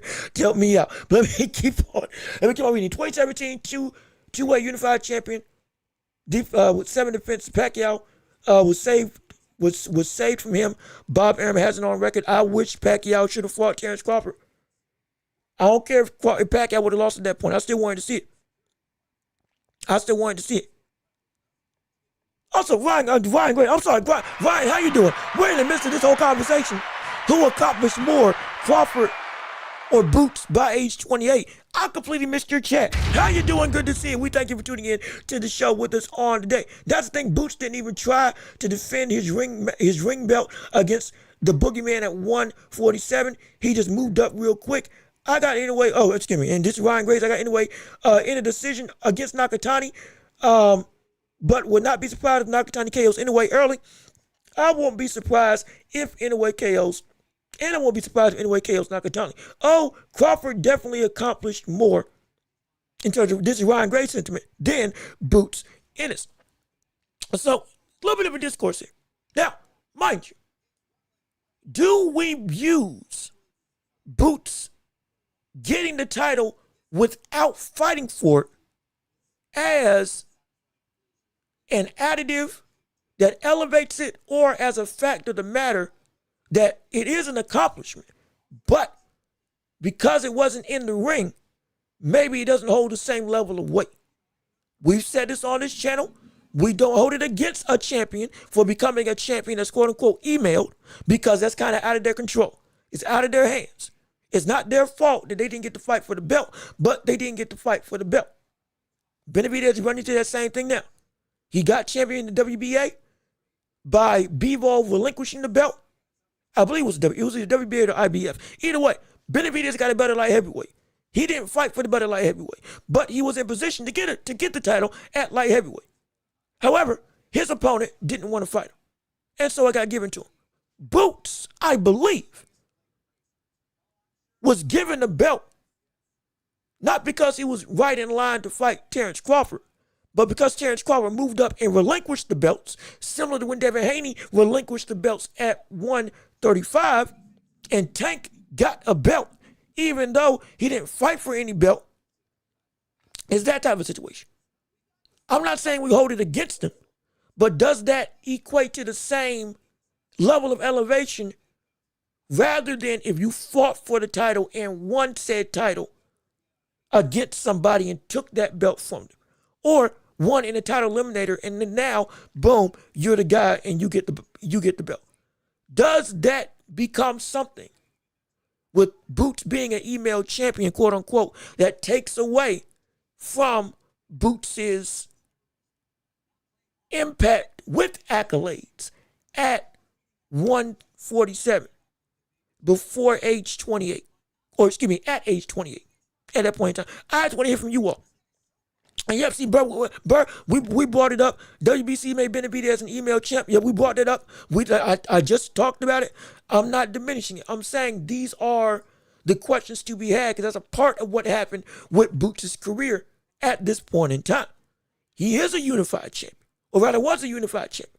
He did hold 2 belts at 147, but one of them he didn't fight for. Does that become something that's held against him? In this grandeur of impact with his career at that point in time to bolster him as he's done more than Terrence Crawford? Or should it be something that he is a champion, we acknowledge it, but context-wise, it doesn't hold the same level of weight as if he had won it against somebody, like we had seen with Terrence Crawford at 147, pre his age of 28 with his accolades. That's the question I'm asking you all, because I want clarification. I'm not sure. I want to say it did, because some people it's different. You've heard it you've seen the discourse. People chastise people who get the belt without actually winning it against somebody. They even hold it against Benavidez. They do. They held it against Devin Haney. When Devin Haney I believe Devin Haney, if I'm not correct, Devin Haney got a belt that was given to him, but he didn't win it in the ring. I believe. I'm not saying, correct me if I'm wrong. Please correct me if I'm wrong. And the same sentiment of he is still champ, but winning it in the ring, or lack of winning it in the ring, has people feeling some type of way. Tank, same thing. Not being WBA champion via winning it inside the ring. Though he defended it, does it hold the same weight in people's mind? Or is it something that people may say, it shouldn't be all that much? It's a legitimate question. I want to ask the chat to see how you all feel about it. Let me see. Joan, you say Terrence was generational special. That's why he flourished after 30. I don't know Benavidez and Boots are that, because not many have been. Now, generally, age 30 is when you're in the middle of your prime as an athlete, player, or fighter in any course of action. It starts at about 27, 28, and it ends at about 30 to 32. For normally. Once you hit 33, stuff starts to potentially decline. That's when, that's starting to, the end is potentially near for people. Some people it's earlier than 32. Some people it's like 31. Now, we're starting to dip a little. Crawford was great after 30. Absolutely. And he kept on being great after 30. In a way right now, I believe he's 32 years old. And he's still being what he is. Benavidez is coming up on 30. And I think he can still be that great unless he moves up to heavyweight. I think he still can be this dominant person after age 30. I think he can be that after age 30. Doesn't mean there's going to be many people that can still do that. But he's one of those rare breeds I think will still be a destructive menace, even into what should be past the prime of normal fighters, in my opinion. Now again, that doesn't mean I'm not trying to compare him to Terrence Crawford or saying, he's that same type of animal. But he is his own animal that I think will still be able to translate to me. Let me see. Burr, you say if you're emailed a belt, there has to be an excuse involved. And see, that's the thing. There's a lot of... That's the sentiment. And see, is that fair? I don't know if that's fair, but I understand the gripe Because on a sport built off of, you took it from the man. You went through and did your work, and you took the guy out that was holding what you wanted, got the holding the title, holding the position that you wanted. It's okay, boom. You are that type of dude. You went into war and you came out the other side. Rather than you didn't fight, but you still get the fruits of the labor. I see where I don't want to call it disconnect, but the lack of tangibility that accomplishment holds as compared to you got it in blood against somebody. But again, like I said, it's not the fighter's fault in many situations that they got the belt without having to fight for it. Not every situation. Because sometimes, yeah, they position themselves to make it so they could get the belt easy. Like that. But in most situations, they just didn't get the shake that they deserved, and now they're getting it after the man who they were supposed to fight got out or left. And so, okay, boom, here you go. So I see both ends of the argument. Let me see. Example, MBILLI not fighting Lester again for the real WBC title. Instead, it was just Inoue. Okay, yeah. And see, that was a problem. That's a problem. Now, granted, well, I can't even say granted. We wanted to see that rematch. I think they were open to having that rematch. I don't know why that rematch didn't happen. Wait a minute. Hold on a minute. Hey, look at this. Wait a second. Can somebody explain to me, because I don't want to act like I know everything. Can somebody explain to me why that rematch did not happen? Look, for real. Can somebody explain to me why exactly that rematch did not take place between MBILLI and Martinez? Because because it seemed like that was going to be the one that not just made sense, but it was, okay, y'all fought, and this time it's going to be for the real belt. And y'all already got beef, so run it back. And both of y'all were in a position. If somebody has the insight that I may be missing, excuse me, can somebody explain to me why that fight didn't happen? Because I don't understand what the holdup was to cause that to not transpire. I don't get it. I really don't get it. Let me see. I don't give credit. Oh, excuse me, hold on. I'm missing a couple. Let me keep on reading people's chat. We got a lot of people talking and discussing. Let's say also they look versus Zayas in Zurdo. What if it's a very close fight, but Bud never had much of. Hold on. Wait. Hold on. Wait a minute. Hold on. Let me make sure I'm reading this right. Joan, let's say also how they look versus Zayas in Zurdo. What if it's a very close fight, but never had much of those?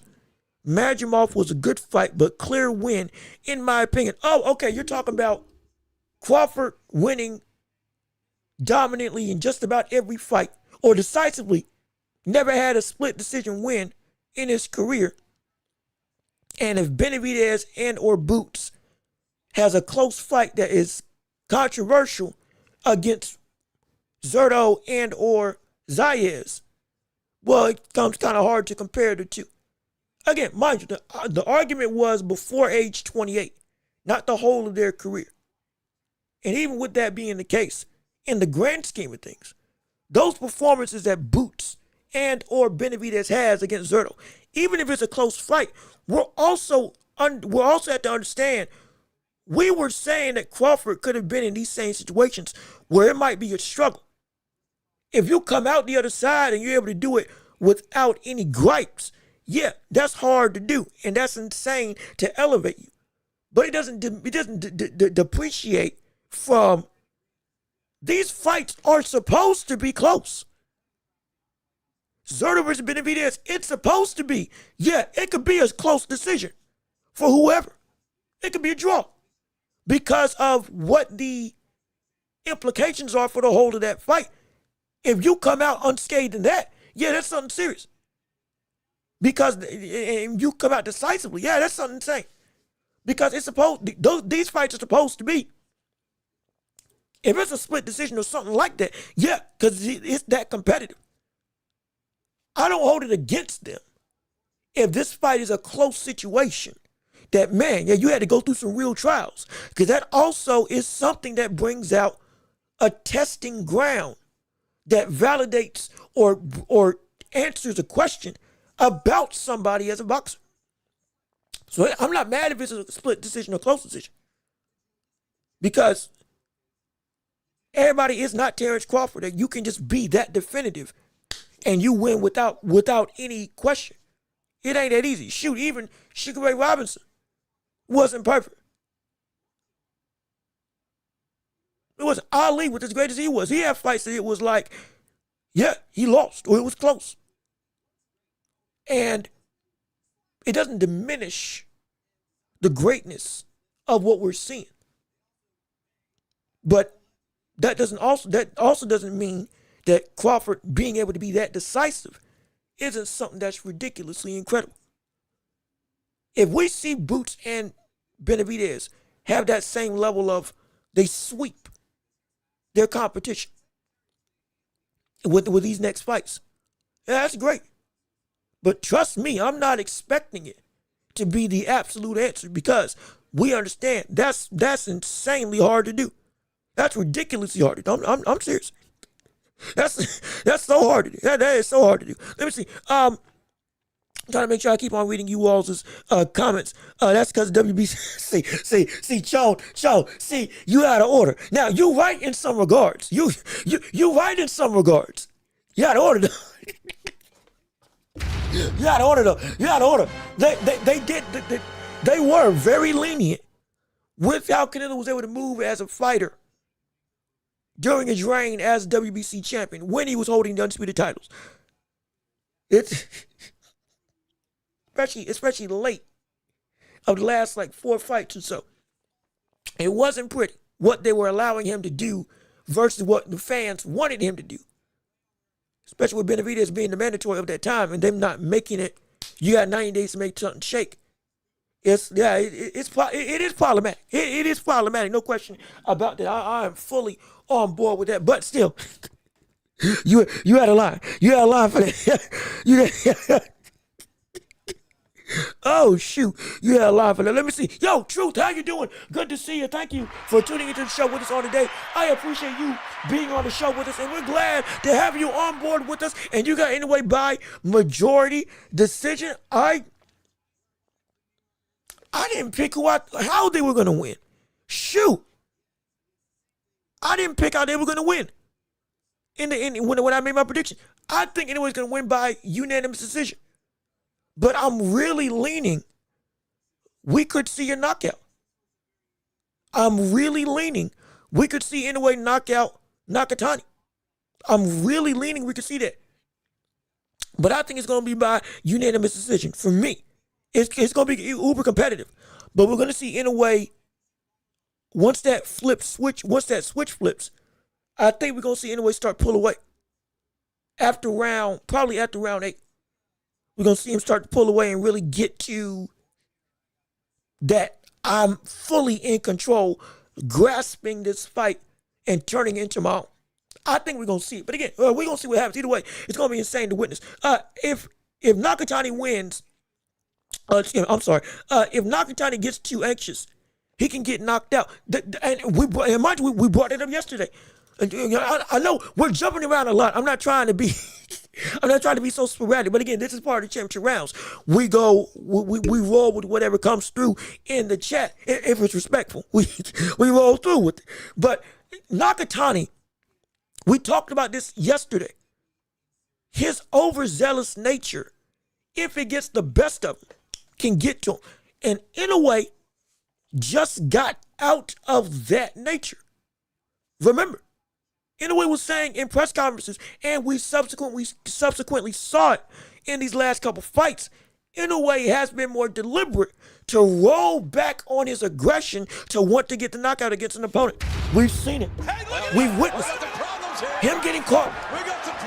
Him getting caught and him getting knocked down by Luis Nery, getting knocked down by Cardenas, caused him to say, hey, I need to pace myself a little bit more, be more fundamental rather than going for the kill. The kill will happen if it happens.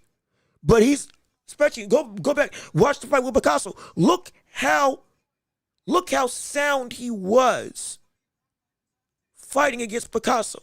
Look at what he was doing fighting against Akhmadali. Yeah, he got caught in the last 10 seconds of Akhmadali, but the whole of the fight up until those last 10 seconds, look at what he was doing. He was being he wasn't being uber conservative, but the responsibility and being aware of what's coming and what I can and should do, it spiked. He was still fighting like Inoue, but it was in a more fundamental fashion. Similar to what we see with Shakur Stevenson, how we normally fights. He was putting on that same level of I'm attentive, I'm alert, and I'm not giving up any ground in any way. Nakatani is still in that framework. He can jump the gun because he wants to end the show. He can jump the gun and get to a point where, okay, now I gotta, I feel the momentum. I feel everything sway in my direction, and now I can start turning up. I can start really not just giving a show, but go for it, which Inoue does as well. But the fashion in which he does it, he gets overzealous and can get overzealous. Inoue has recognized that about himself. Nakatani has shown that still is a part of him in some regards. And if that's the case, it can be that slight difference in thinking that can be the very difference maker in this fight. It can cause somebody to get put to sleep. Because somebody is not letting themselves lose themselves. And if Inoue is in that type of vein, and Nakatani's still built like we know he's built, that could be the difference in seeing potentially Nakatani getting caught and getting hurt and getting knocked out. It could very well be. It could very well be. Let me see. If Inoue pressures Nakatani early, it's definitely going to be UD or a late KO.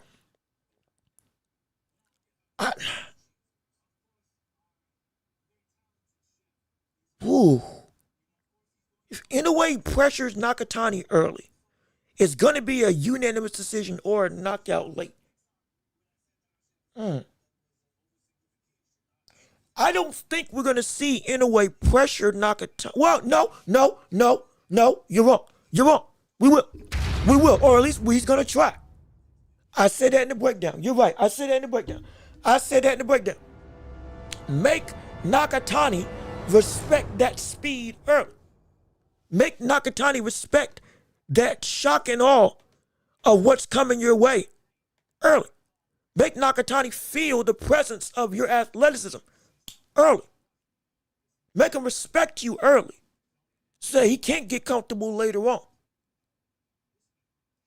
Because you're bringing the same level of power that you see with Hernandez and others, more power than Hernandez, and better boxing ability, and now packaged in a frame of body that is also just as fast, if not faster, than anybody Nakatani has faced off in his career. Make him feel that. Make him be not afraid, because he's not going to be scared, but make him be too aware. Because that's the same thing that caused Stephen Fulton to freeze up. That's the same thing that caused Stephen Fulton to freeze up. He was too aware of the speed disadvantage. And the jabbing he wanted to do and the boxing that he wanted to do, he started to become gun-shy. Because he couldn't bring himself to pull the trigger in the same way. Because every time he did, oh shoot, this bullet's faster than mine. I got to be more cautious. That slight hesitation did Stephen Fulton in. You make Nakatani have that same hesitation, you can do him in. Or you can at least control the fight and do what you want to do. Let me see. Or KO early in Nakatani's favor. And I said that yesterday as well. Nakatani, His best bet is to knock out Inoue in 5 rounds. Because if you don't knock out Inoue in 5 while he's still, I can't even say revving up the engine, but before that holistic nature of control takes over, it's going to be tough. And if you do knock him down, you only have one shot to do it, to keep him down. Because if he gets up, you will never land that same shot twice. And if you go for that same shot too much after success, that put Inoue down if he does get put down, well, now you're going to be, he's going to use that and put you to sleep. And take it away to the point that now you are scared to use that left hand. Because now every time you throw it, you're getting tagged, you're getting hit, you're getting caught, your head's getting knocked back, you're getting buzzed, and he keeps on getting closer.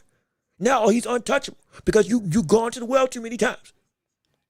And he just came through. So yeah, so it needs to be careful. Anyway, pressure Doheny early, even when he had to eat a whole lot of hard punches. He didn't eat a whole bunch. It wasn't a whole bunch of punches, but he did eat hard shots. He did eat some solid blows from Doheny. He did. But he just took it. He took it well. And hit him in the stomach and broke his back with a shot to the stomach. Which is insane to say, but that's what happened. That's what happened. I ain't seen that before. And here's, and again, I'm gonna go back to some of the chats above. I am. But here's something that we need to discuss about Inoue's chin. We're concerned about him getting caught, getting tagged, getting hurt and all that stuff. But the recovering ability, like we said with Benavidez, as well as the innate ability of, I can eat some shots. People don't talk about it with Inoue like they should. Because don't forget, when you watch the fight with Cardenas, when he got caught after Cardenas landed the knockdown the first time, he got caught again in that same fight.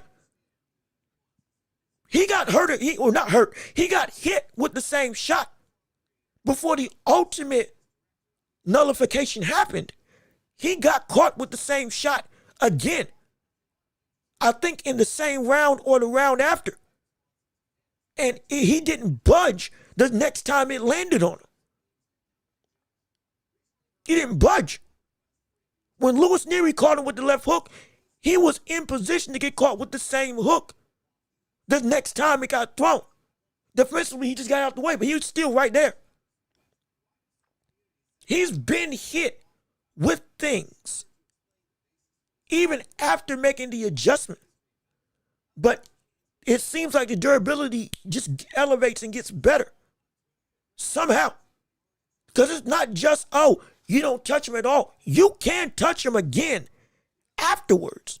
But all of a sudden, it seems like in the midst of him making that shift and change of, I got to make sure you don't catch me again, if he does get caught again, all of a sudden, it's not phasing him in the same way that it did the first time. Cardenas is the biggest example of it. Watch that fight. Cardenas landed that same left hook in a counter window after he knocked Inoue down. Flush. And Inoue not just ate it, that brother kept on moving forward and landed his own 3-punch combination afterwards. His chin is better than what people think off rip, even post getting rocked. And his chin can surprise Nakatani because Hernandez was seen as an outlier. Oh, if Inoue got caught with some of those same punches that Nakatani landed on Hernandez, oh, he'd probably getting hurt and knocked down. That's the sentiment. And I get it. Because Hernandez is built like a tank. In terms of his chin, it's granted. You can't, nobody's be able to knock that brother down, to my knowledge. But those same shots when Nakatani lands on Inoue, it ain't going to be that same type of you're able to stay up. It could be that very thing. It could be that very thing. And we could see that the power of Nakatani may just be not what it needs to be up here. It could very well be. It's a valid question. Is your power really like that?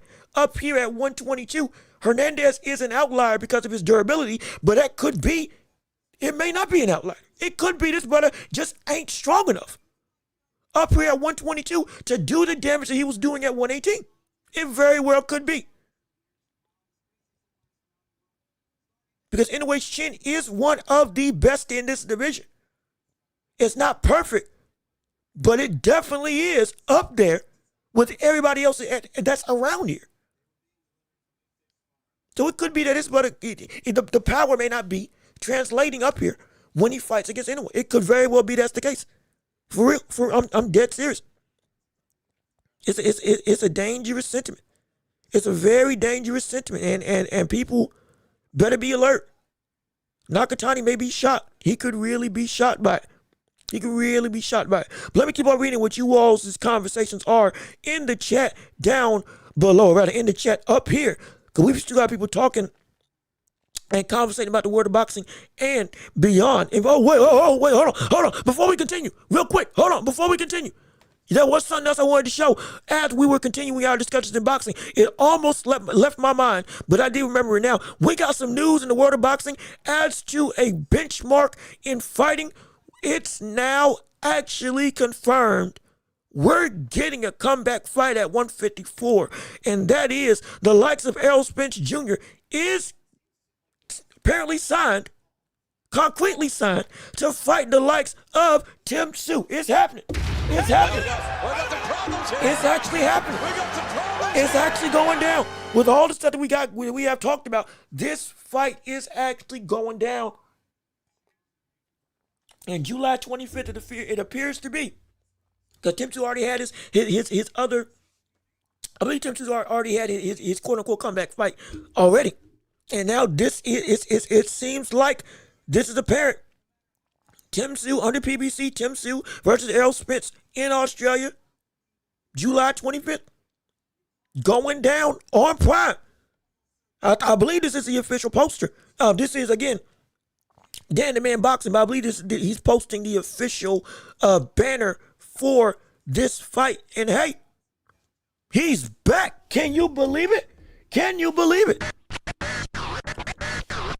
The big fish ready to fight one more time at 154, and we're going to see whether or not it translates into winning ways or not. And don't forget, with this whole situation with Tim Tszyu and Spence, it's another concerted effort because of what we saw with the likes of Keith Thurman.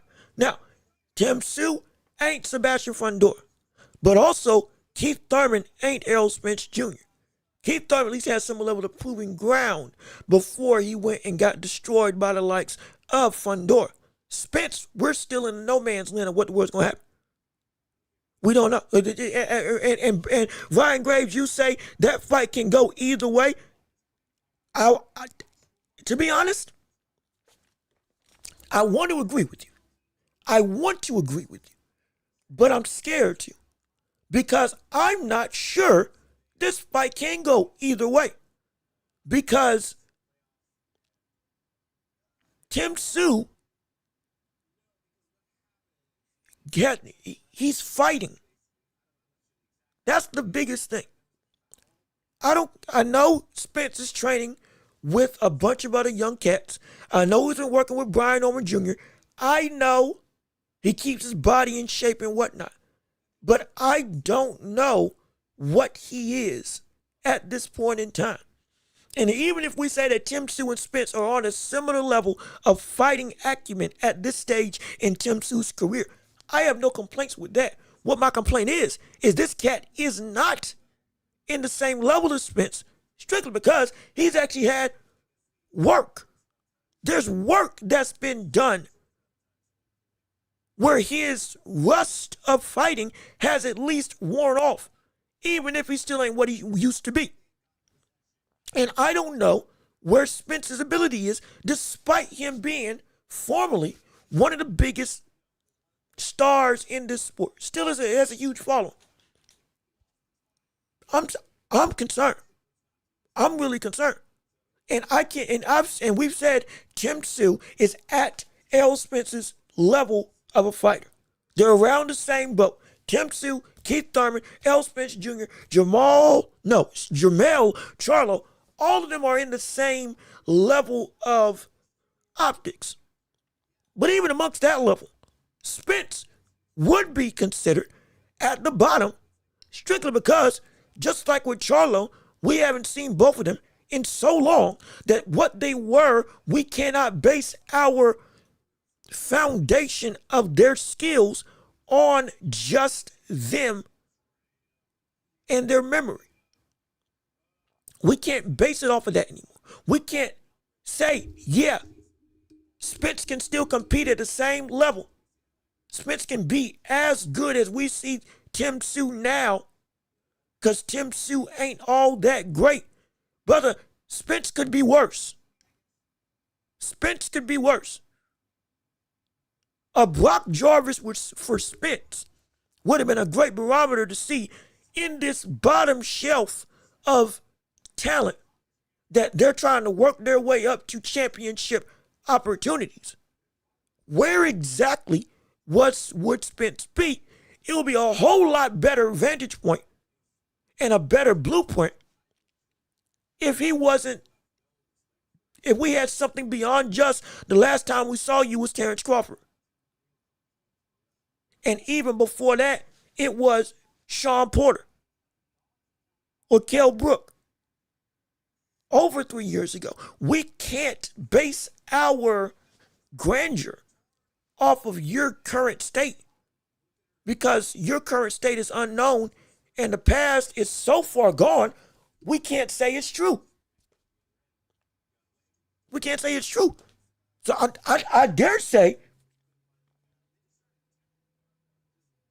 I'm scared to say it, but I think it's right. At this point, Tim Tszyu is the favorite.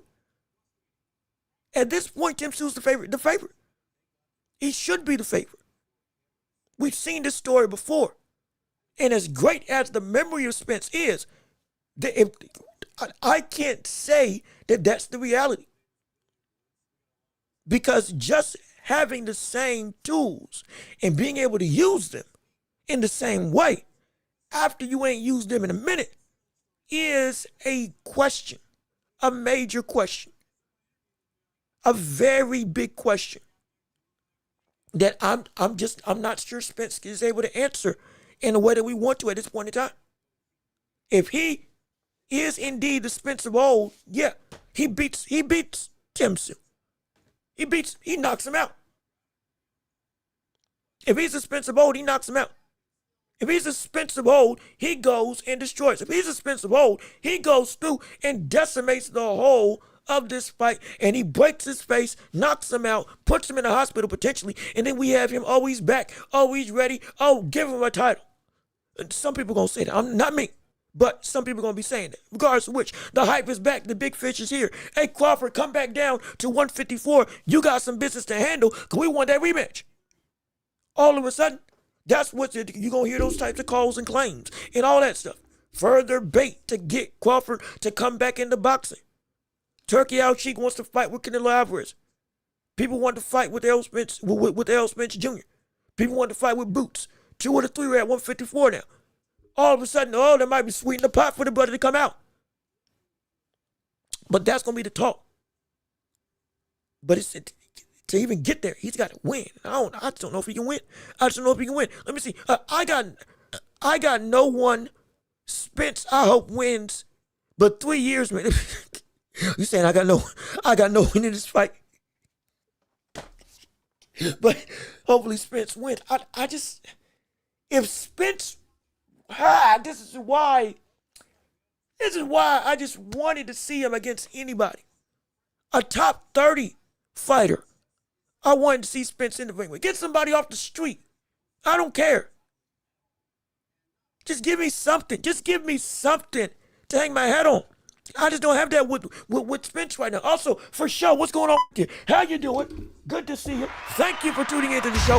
Salute to you, and we're so happy that you're here with us on today. And again, please If you haven't already, leave a like on the stream. Keep on commenting your thoughts and opinions. We're talking about everything in boxing right now. Benavidez, Inoue, Canelo. We're talking about it all. We want to hear your thoughts and opinions on all the stuff in boxing. But please, leave a like on the stream and keep on sharing the show. And you see the stuff on screen and super chats and gifts and all that stuff. If you can support us and our channel, it would mean the world to us and helps us to keep this show going. Because we are funded by you all, and we can't do this without your support. So we thank you so much for just being here and keep on telling people about the show. But let me read what you all had to say. Like what for show. Inoue and Nakatani are two of my favorite fighters, but unless Nakatani gets an early KO, he isn't beating Inoue. Can't wait to watch the fight tonight. Don't see Spence contending anymore. He's like 36. Both those sentiments I agree with. I think anyway, if he gets caught in the first couple rounds, trouble. If not, it's going to be hard for Nakatani to beat him. But it's still possible. But I think Nakatani's going to win. Spence at 36 ain't fought since he's 33. Major concerns. Major concerns.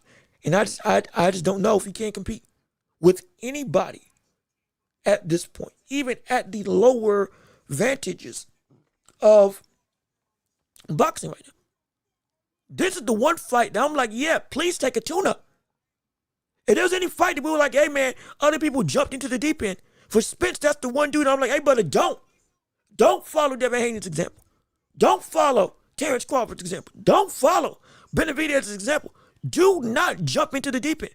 Take your time, please, if you're Spence. Because if you don't, it's going to be a scary sight to think of you tried to keep moving like you were this same age, and you ain't the same. It's a dangerous situation. It really is. But Chone, in 3 years, one can go from college kid to a stud. A lot can change. No references. But like it can also be vice versa. I mean, some of you, you know, our community is filled with a bevy of different personalities, ages, and personas. We love it. We appreciate all of you. A lot of you all got some life experience in your own lives, depending on your age, or just for the matter of time at hand. You felt the test of time change how you're able to move. Even just regular walking, getting up. You gotta grunt. You gotta kind of heave ho to get yourself out of bed sometimes. I do too, and I'm young. So like, it ain't just the fact that 3 years you can heal, you can become even more recovered. You can potentially get better. Time off helps you instead of hurts you. But it's also the flip side of time off hurts you instead of helps you.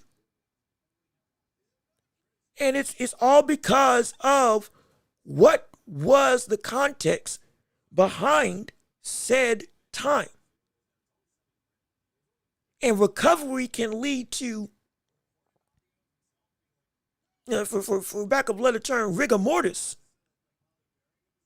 With some of the joints, now they stiff because now you rested, you recovered, but you also never got back out of bed, or you never got back to doing a certain activity.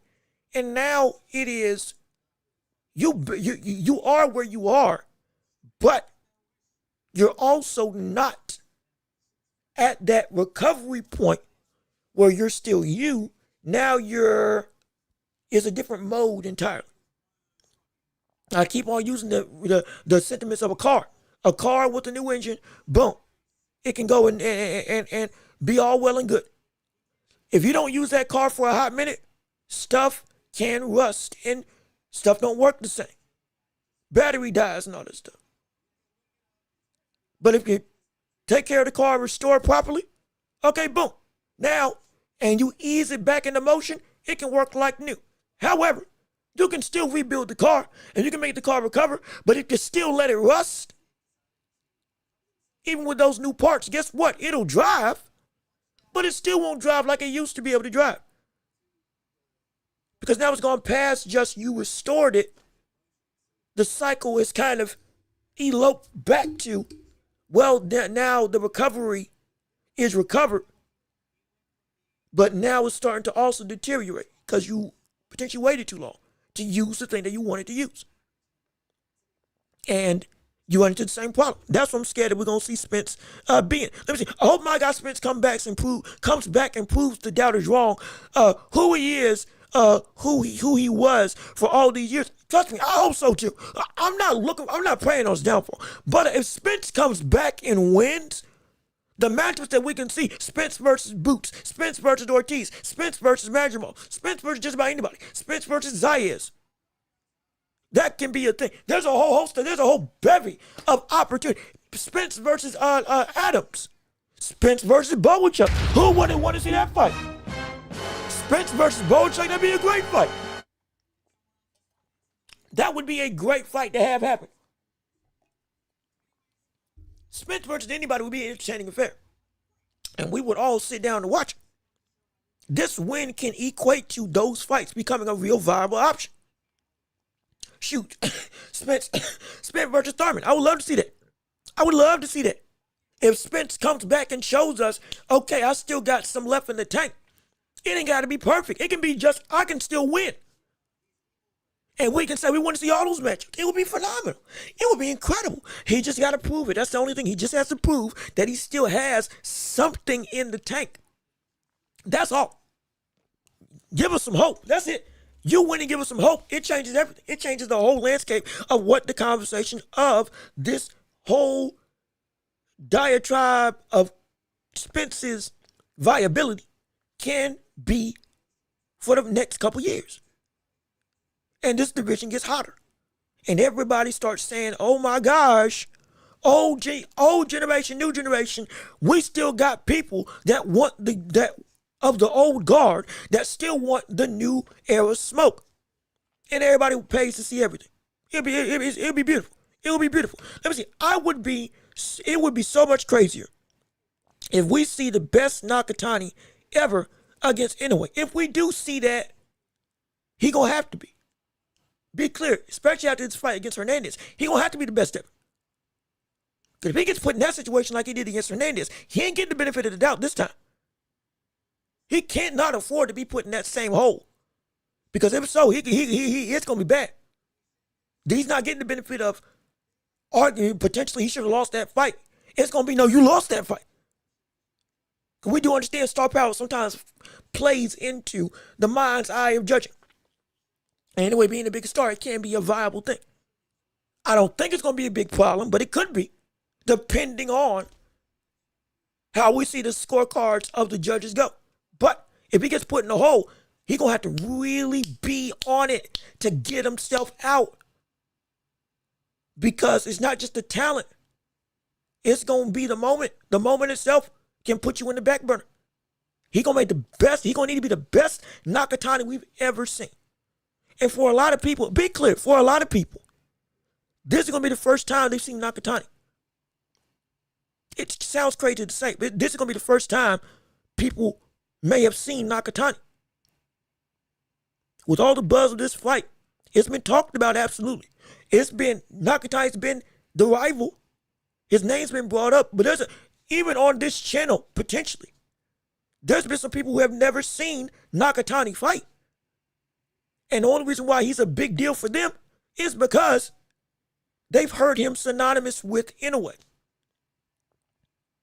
I'm not trying to say that he's not a star. He is a star. But we're being honest. This is boxing we're talking about. And every fan don't know everybody. There's a lot of people. There were a bunch of people, Pacquiao and Floyd Mayweather, they had never seen Pacquiao fight as big of a star as he was. They just knew this was a big deal because everybody was talking about him against Floyd. What is going on? I don't watch boxing. Who is this guy? I just want to see what's going down. For real. There's some people that when I was watching Spence and Crawford, they had never seen them fight before. None of them. But the event itself made people want to see it. And that was their first time ever seeing boxing. This fight is kind of like a Super Bowl situation. People that don't know anything about sports, don't know any of the players, don't know Jalen Hurts, don't know Josh Allen, don't know Drake May. Don't know Patrick Mahomes. There are people that don't know. Their knowledge stops after Tom Brady, and Tom Brady is simply just because of a cultural name. They don't actually know, oh, he was good at football. I know he played football. That's it. I never actually watched him. This is going to be the first time for a lot of people they see these types of stars. I'm serious. So it's going to be, he needs to be the best he can be. He's got to be the best that he can be, because for him, this can also be a coming out party. For a lot of people that may not know who Nakatani is. Though this is one of the 3 biggest fights of the year. It's like that. So there's a lot on the line for this. Let me see. Wait, did you say you think Nakatani is gonna win? No. Hold on. No. You're not doing that to me. No, I did not. You ain't doing that to me, right? You ain't, right? You are not about to play games. You are not about to play games with me. I said nothing of the sort. I said he can win. I said if he doesn't knock him out, if he knocks him out in the first 5 rounds, that's his best chance to win. I did not say he's going to win this fight. I said Inoue is going to win this fight. I said Inoue going to win this fight. Inoue's going to win this. I said by unanimous decision or by knockout late in round 10. That's my prediction. That's me. That's me. Be clear. Okay, if I'm wrong, I'm wrong. And if I die on that hill, I die on that hill. But I'm dying on that hill. I'm dying on that hill. I tell you what, I ain't shaking until I see Inoue lose. I'm not going to pick against him. Unless we talking 135. Until I see Inoue lose, I'm not picking against him. That's the deal. This is with all context involved. I'm not picking against this, but you know what? Because I learned my lesson with Terrence Crawford. Both times. I said that Crawford would beat Spence in the face of everybody saying I was dumb and stupid. After the fight with Sean Porter, people saying he going to get walked by Spence because Spence ain't going to get knocked out like we saw Porter get knocked down and knocked out. I picked him, and it was heavy pressure. Switch my pick, buddy. You don't know what you're talking about. Oh, it's going to be bad. Next thing you know, the fight, like I predicted, it went down to a T. Down to almost the round. Go back and watch if you ever get the chance, go back and watch my prediction of that fight that I put up here on YouTube. And go back and watch the fight itself and see if what I said tracked or not tracked. If you want to test my credentials, not trying to brag, please. I'm just saying, trying to get you to see other parts of the channel so I can get some more revenue. Hey, I gotta play the game somehow. I gotta play the game somehow. But like, I stuck with them and I didn't switch, and it worked out. When everybody was saying that Canelo was gonna beat Crawford, I said I think Canelo was going to beat him. And I had him favored up until the week of. And I switched my pick. I switched it. And I said, you know what? With all context involved, this is why Crawford's going to win, and I think it's going to happen. And I kept it Canelo up until the last week. And I was legit. Up until, you know what, I gotta make the change. Because I think I see something. And if I see it, I know Crawford sees it. And sure enough, it happened. And it taught me there's certain people, until something does happen, you don't pick against them. And I'm not going to make that mistake and start now. I'm not picking against him up until he actually loses. I'm going to keep it a buck. Until that brother shows me that somebody gets the best of him, I'm not picking against him. I've seen him win too many ways. I've seen him do too many things. I've seen him accomplish stuff and expose people with stuff that shouldn't have been exposed or that wasn't able to be exposed by other top tier talents. I can't switch up saying that same thing's gonna happen. That same thing won't happen now. I can't. The brother, I'm not picking against him until something happens.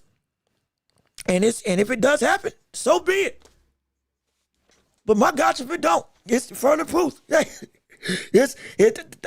stick to my guns. Stick to what I know. There's a lot of stuff that's unpredictable. This is the one thing I'm like, This is one of the few constants that I can have in this sport.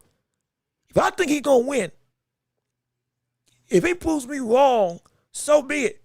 But I'll take that risk every day of the week. I will. Let me see. Spence murders Boachuk. Murders him. Murder. Excuse me? He murders Boachuk. Now, I get it. I know he got beat by Adams. He got outboxed. But murders. Now, is this off the backs of he is back healthy and looking like the old Spence at 154? If that's the case, okay. But if it's this Spence now, I don't know about that. I can't say that right now. Let me see. Nakatani has such a bad defense. I hope he shows it. He doesn't have bad defense. He doesn't. Again, the Hernandez fight, he was going up against a relentless tank that did not care if he got hit. He just kept on punching and throwing. He doesn't have bad defense. He's got really good feet. He's incredibly quick. He's incredibly agile for his size. And he knows how to move. He does. Defensively, he uses that kind of, I don't want to say more Thai guard, but kind of got his both hands up, and he likes to parry and bat away shots to open up counters. Well, he's southpaw, so he likes to bat away shots and then open up straights or lanes for his straight punches. It's not a mummy style, but he does know, hey, I'll fend you off. I'll fend you away and then land something. I'll stiff arm you and keep you at bay while also bouncing out, and then boom, lunge back forward and land something. Like, he's not a bad defensive fighter. That one fight just showed you can force him into a war when his boxing ain't working. He was moving around the ring. He was changing angles. He was punching off center line. He was doing everything you wanted him to do. Hernandez was just relentless. And then ultimately, okay, I just gotta bang it out with this dude. I just gotta straight up go to war. If Inoue wants the best opportunity possible, especially if he feels that his chin or the power isn't as potent, make Nakatani go to war. Because if there's a chance that we got to see Nakatani go and y'all are just throwing bombs, who can operate better in those exchanges? I'm taking Inoue. I'm taking the sharper puncher. I think it's gonna be that type of time. It's gonna be that type of time. And make Nakatani forego his length. That's the thing. Make him forego his length.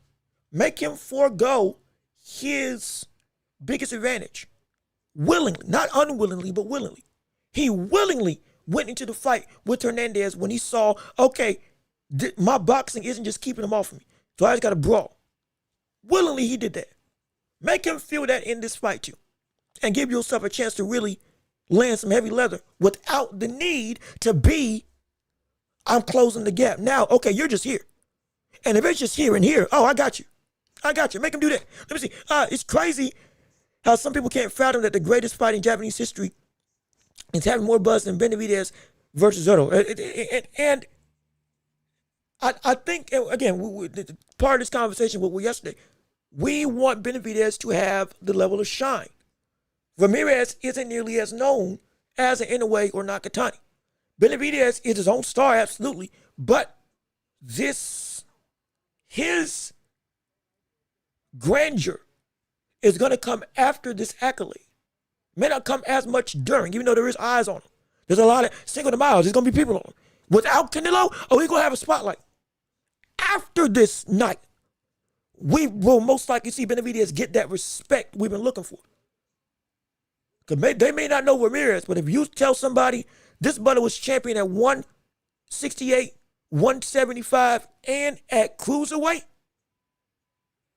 that garners some looks. That garners some real, people start turning their head, and all of a sudden, we should be paying attention to what this brother is. Because he should be one of the most exciting fighters in this sport that everybody cares about on every given day. That comes after this fight. But what Nakatani and Inoue have done, they've already established that level of stardom before this fight with the overarching marketability. So they get the shine in the immediate, and Benavidez gets his time in the aftermath. That's what I'm saying is going to happen. Watch. Benavidez is going to be getting, it's going to be, if he does this in dramatic fashion, watch what the conversations are. Watch what the pound for pound rankings start to look like. Watch. Guarantee. Watch. He going to get his time. And it's going to come after this fight. It's going to come after. Even if the buzz ain't there, it's going to come after. I guarantee you. I promise you. I promise you that. Let me see. Not gonna lie, I was first getting into boxing and I picked Spence. Hey, look, I get you. He's a fan favorite. I want to see him still succeed. There's a lot of people with Spence, his fandom is because of loyalty and love. It's because of loyalty and love. People came into this sport with Spence. This brother was seen as one of the most destructive forces in the welterweight division. Undefeated. You had most of the belts. Was still beating dogs, beating Danny Garcia, going to war with Sean Porter. He was doing work, breaking Kell Brooks over there in the UK. This brother was doing everything you wanted. He should have been a fan favorite. I would say there's no disrespect given. And we want to see him be great again. We do. It's just we hope we get that moment. We really do hope we get that moment. He's a lot of people's favorite fighter. Let me see. Oh no, he didn't. It's because the opponent he's fought actually brought something to the table. Wait, hold on. Am I missing something? Am I missing something? Hold on. Wait a minute. No, he didn't. It's because the opponent he's fought actually brought something to the table. Wait, hold on. Can you put this? What is this in response to? So I can make sure I respond to this correctly. Because I'm not exactly sure. I think I missed. I think it was about a previous conversation we were having. And you chatted it, but I didn't see the chat. So I missed it. Could you put context in so I can make sure I'm able to give you a response accordingly to what you're trying to insinuate? But let me see. Benavidez conquering three of the heaviest divisions is actually insane. Nah, like it is. It really is. And this is the first time he is stepping in the ring with a chance to take the belts from the man or one of the biggest men in that division. After this, most likely we get the floodgates to open. That he doesn't have to worry about people avoiding him anymore. Because now he becomes, in these three divisions, the guy that everybody else wants to pine to go after. Even though he's uber dangerous. Because now he is in both name, accolade, and talent and marketability. The man to beat. So, gotta go take that test. I think that's what we're gonna see after we get this weekend over with. Hernandez is better competition than Picasso any day.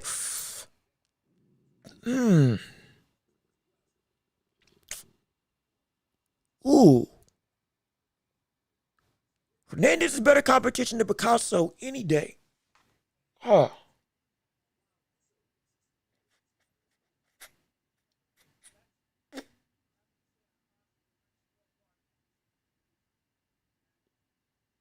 I don't know. Picasso's a better boxer. Hernandez is a better brawler. And swarmer. More so a swarmer than anything. Or slugger is a better way to put it. Is he a better opposition than Picasso? He's not. He's like an Isak Cruz type of fighter. But he is so destructive. He's more dangerous. Picasso's more skilled. They both test the limits of opponents, but in different avenues. Picasso's going to test you technically. Can you get around the length and reach of my hands and my jab? And I got some good feet, so can you deal with that? Hernandez is, can you handle my power? And can you win a war of attrition? when I'm not going to stop punching and you can't hurt me? Can you score and be safe? Or if you try to delve into the deep end and jump into the pit with me into the fire, can you survive? Is one better than the other? I don't know. I don't know. I thought that Picasso was a better fighter or boxer than Hernandez, but maybe. See, now you got me thinking. Who was the better opponent?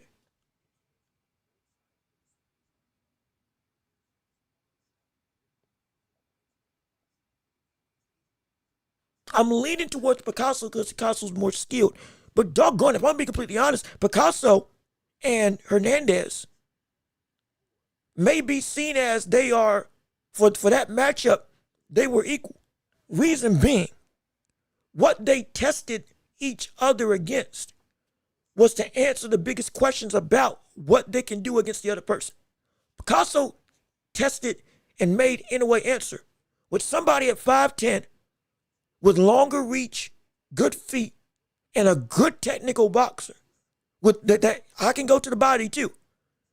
How do you respond to get around that when you're at this much of a severe disadvantage?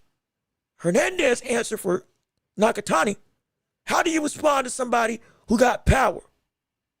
And if they can take the punches that you can dish out, and that left straight ain't landing like you need it to land to end the show, and this fight starts getting deep, how do you respond? And can you win a slugfest if it turns into a war against one of the heaviest handed people in this division? And for each of those people, they needed that answer because that's what they were going up against in the other person. Inoue deals with physical disadvantages, and Nakatani is dealing with head-on power. Can you respond accordingly? Inoue showed that he could box even against height. Nakatani showed if it turns into a war, I'm just fine. So you could argue for each of them, they were what they needed for the build-up to this fight. They answered a question that was going to be posed on the night. So it was what was necessary. Who's better? I'll leave that up to you.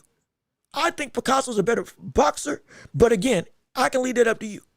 Because I understand if they both ever face off against each other, I would love to see what that would look like.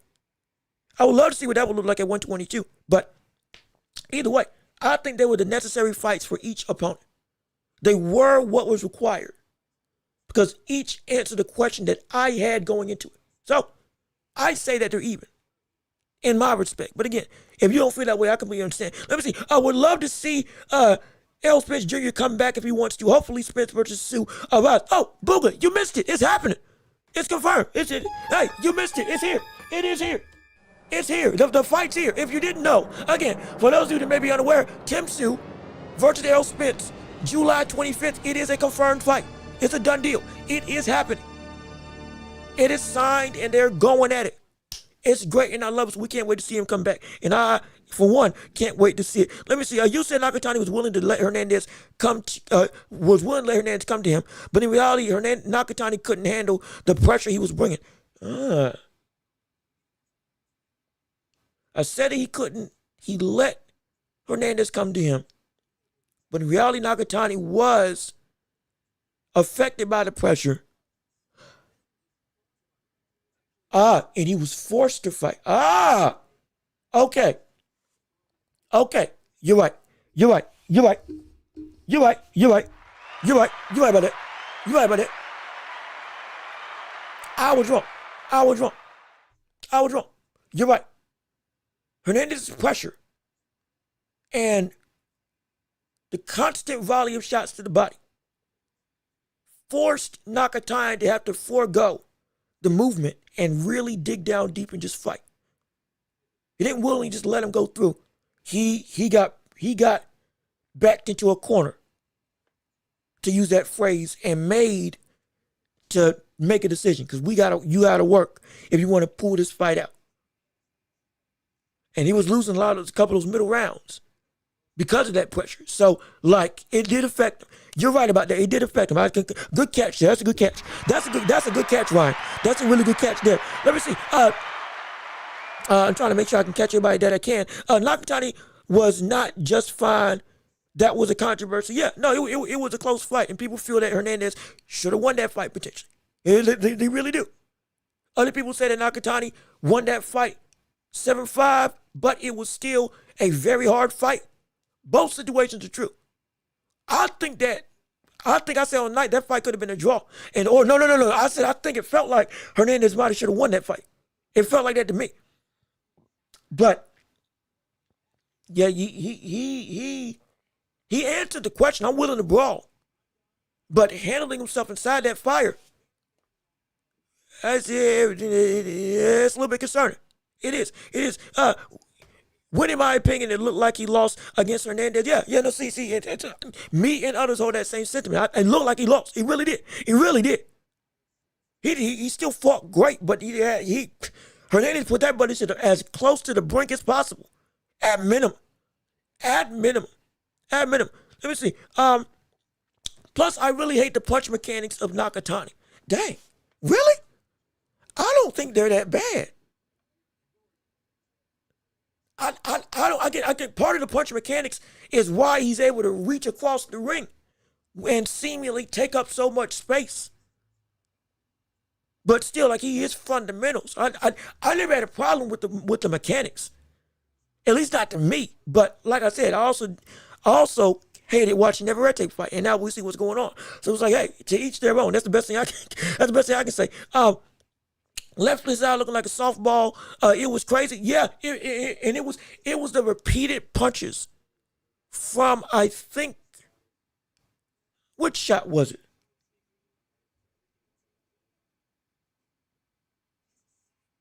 Was it the right hand that was catching Nakatani? Was it the right hand of Hernandez that kept catching Nakatani when Nakatani was trying to fight on the inside and fighting off the back foot and couldn't get away from the pressure of Hernandez? Was it I think it was the right hand of Hernandez when he would come upstairs after throwing, 1, 2, 1, 2, throwing those shots downstairs to the body, and he would then go up top. And they kept catching him. I think that was the punch. Correct me if I'm wrong, but yeah, no, he the same way that he swelled up Nishida's eye, and about I think the fight 2 fights before this fight with Hernandez, it's the same thing that happened to him. Yeah, now again, he took it well, he fought through it, and he still was able to go, but like, there's a vulnerability there. Let me see. That's also why he gets caught. Woo. Okay, that's also why he gets caught with so many punches. Yeah. Yeah.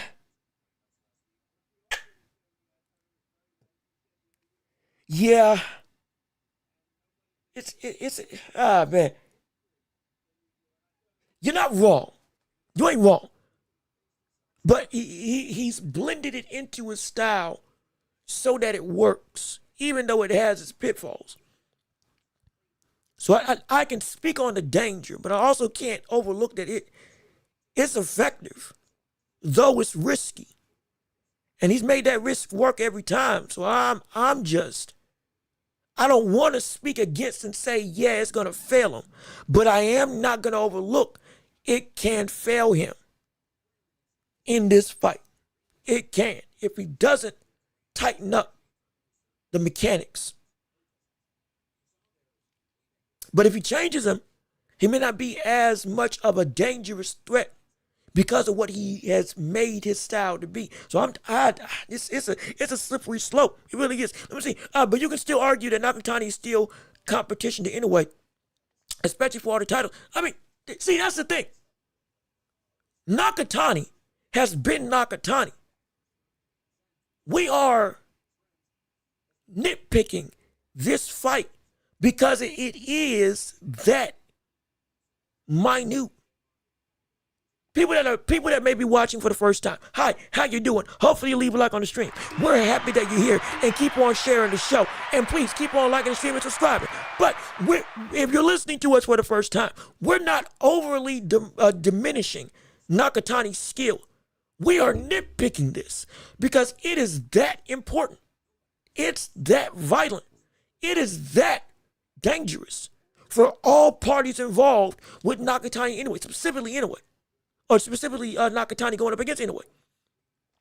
But Nakatani has been, for nearly 3 to 5 years, the biggest viable threat to Inoue's reign to stop this monstrous run of one of the greatest super bantamweights that we've ever seen.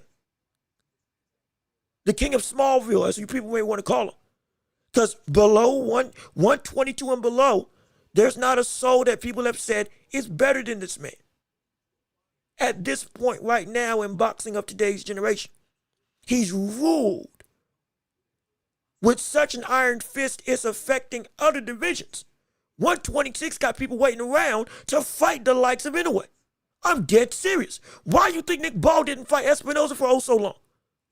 Because every time he would win, fighting against, crazy enough, Inoue scraps like TJ Doheny, he was always bringing up, oh, I can't wait to fight Inoue. Shoo Carrington was working to get a title. He wasn't even focused on the title as his main thing. He kept saying, I'm the one that can take on Inoue.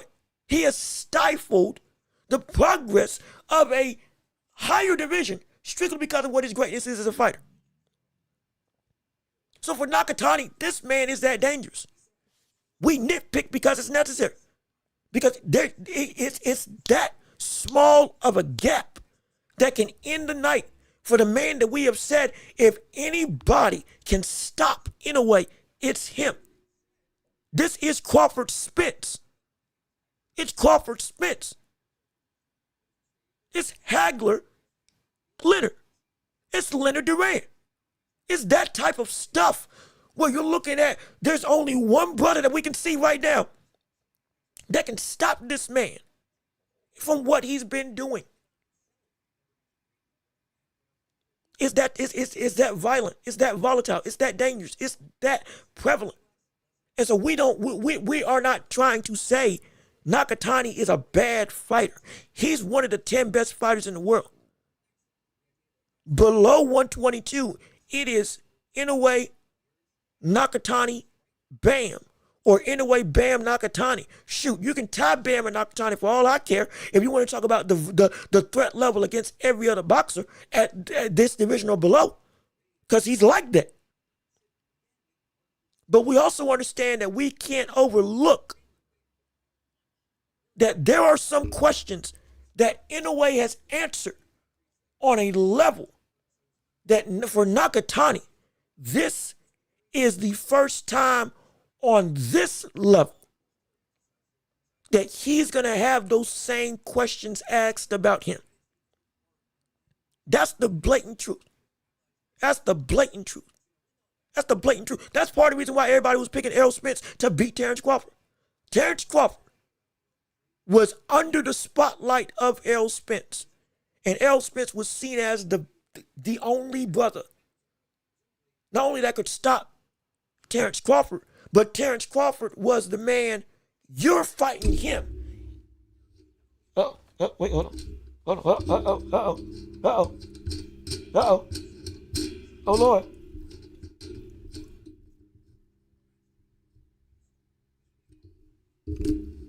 Okay. Think about Brooke. Hold on a minute. I almost knocked something loose on my stand. But Errol Spence was seen as the man to beat for Crawford. It wasn't the other way around. Up until Crawford beat him. That's where Nakatani's at. And just like with Terrence Crawford, when there was questions that were asked about him, because people had said he hadn't fought somebody of this caliber at this stage with this type of combination of threat level against him. We're saying that same thing about Inoue, or we're saying that same thing about Nakatani, to answer these questions against Inoue. If you do, you can win. But if you don't, there's a slim margin for error. A very slim margin for error. That's why it's so palpable. That's why it's so intriguing. That's exactly why it's so intriguing. And so we're not diminishing Nakatani. He's that great. But who he's going up against? Some of these questions were a foregone conclusion for him. We didn't need to ask some of this stuff about Nakatani coming up to this point in his career. Now we do. Because this is a different game. And that's why we're being so nitpicky. Because there's a lot of stuff that he didn't have to deal with. Not because he ducked. He didn't duck people. But nobody's had this complete of a game going up against him before. Now, but with Inoue, we've seen him outclassed seemingly in departments. And we say he's going to stop him. Beat him to kingdom come. And this is Nakatani's chance to answer those questions. We're going to find out. Let me see. What time are you going live tomorrow morning? We going live when the card starts. We're going live when at 4. At 4, I want to say 3:30. But I think we're going to try to start at 4 on the dot. To make sure, we're going to try to make sure everything goes smoothly. And shoot, if you want to watch it, hey, you can pay for it. If you want to fund my ability to get this fight going, hey, super, we got Cash App, PayPal, links down below in the descriptions. If you want to fund paying for these fights. If you want to, we're going to make it happen. But if you want to lighten the load a little bit, we got to help give you this quality of work, this quality of entertainment. Because I tell you, I think, what is it? Benavidez, Zurdo, $79.99. Inoue, Nakatani, I think it's the same thing. And I think you got to apply you got to buy the ultimate plan to get both, to see it without remorse. And I think it's what, $500. So that, I mean, it used to be $99. Like, look, hey, it used to be $99. You could pay for the zone and you get everything that they got. HBO, I think it used to be what, 12, 15, 16? And you got every pay-per-view, every fight, and stinking the channel itself. Good gosh, I miss those days. I wish it was $100 collectively. I would love that. But shoot, it's like, get your money together and make sure you're working like you need to work. And I salute to you for paying for all these pay-per-views. Hey man, look, I'm gonna tell you this right now. There is no elitist sentiment in my mind. I don't care if you pay for the fight or don't pay for the fight. Watch it how you can, especially in this economy. Let me tell you something. I get it. I get it. Shoot, I've some of this stuff I've done with, and it's been like, oh, I'm down to zero afterwards. Cause shoot, man, it be hot out here. I mean, they be. And again, hey, DAZN, you sponsor me, we can make this thing go a whole lot smoother. But we gonna call it like we see it. Sometimes a couple of these promotional companies, they be price gouging. They do. And to be clear, that's part of the reason why we're so excited for TNT putting on fights on regular cable television. Now, it's not standard cable where you buy an antenna and you can see ABC, NBC, CBS, and all that stuff, and it shows up on one of those channels that are free to the public. It ain't that.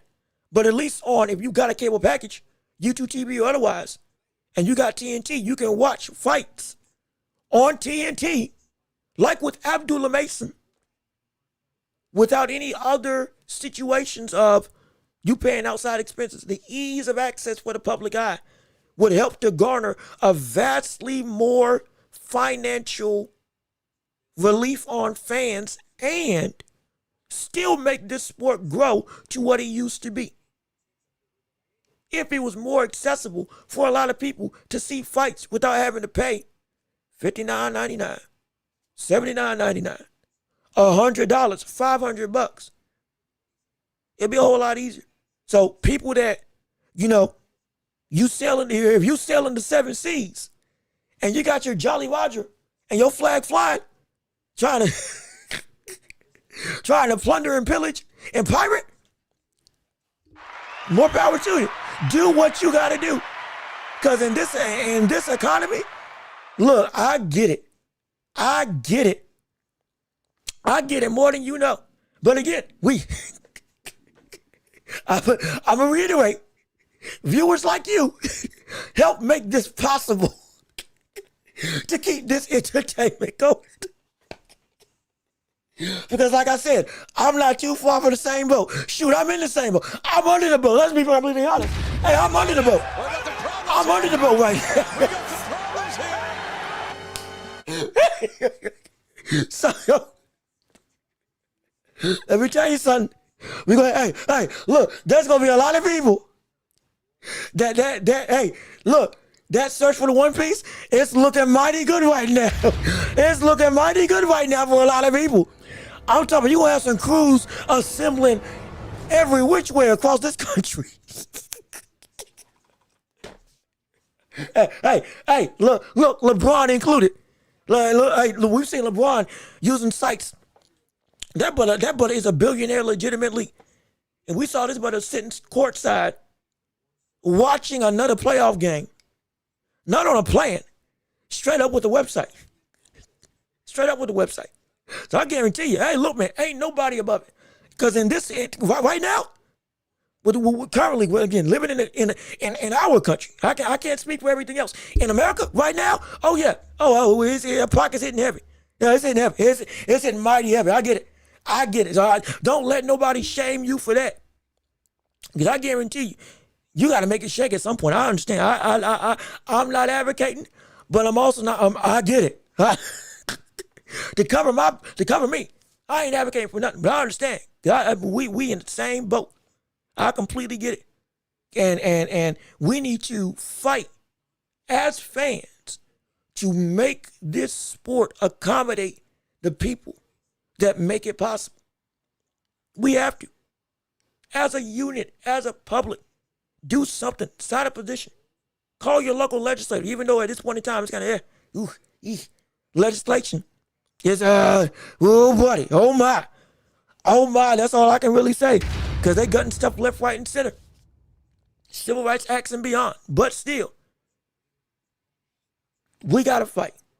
Because we should not be put in a position where the sport that we love, we're having to sacrifice in a sense that our livelihood is affected just to do something that it may be for a lot of people, this is their bread and butter, but they still got to live.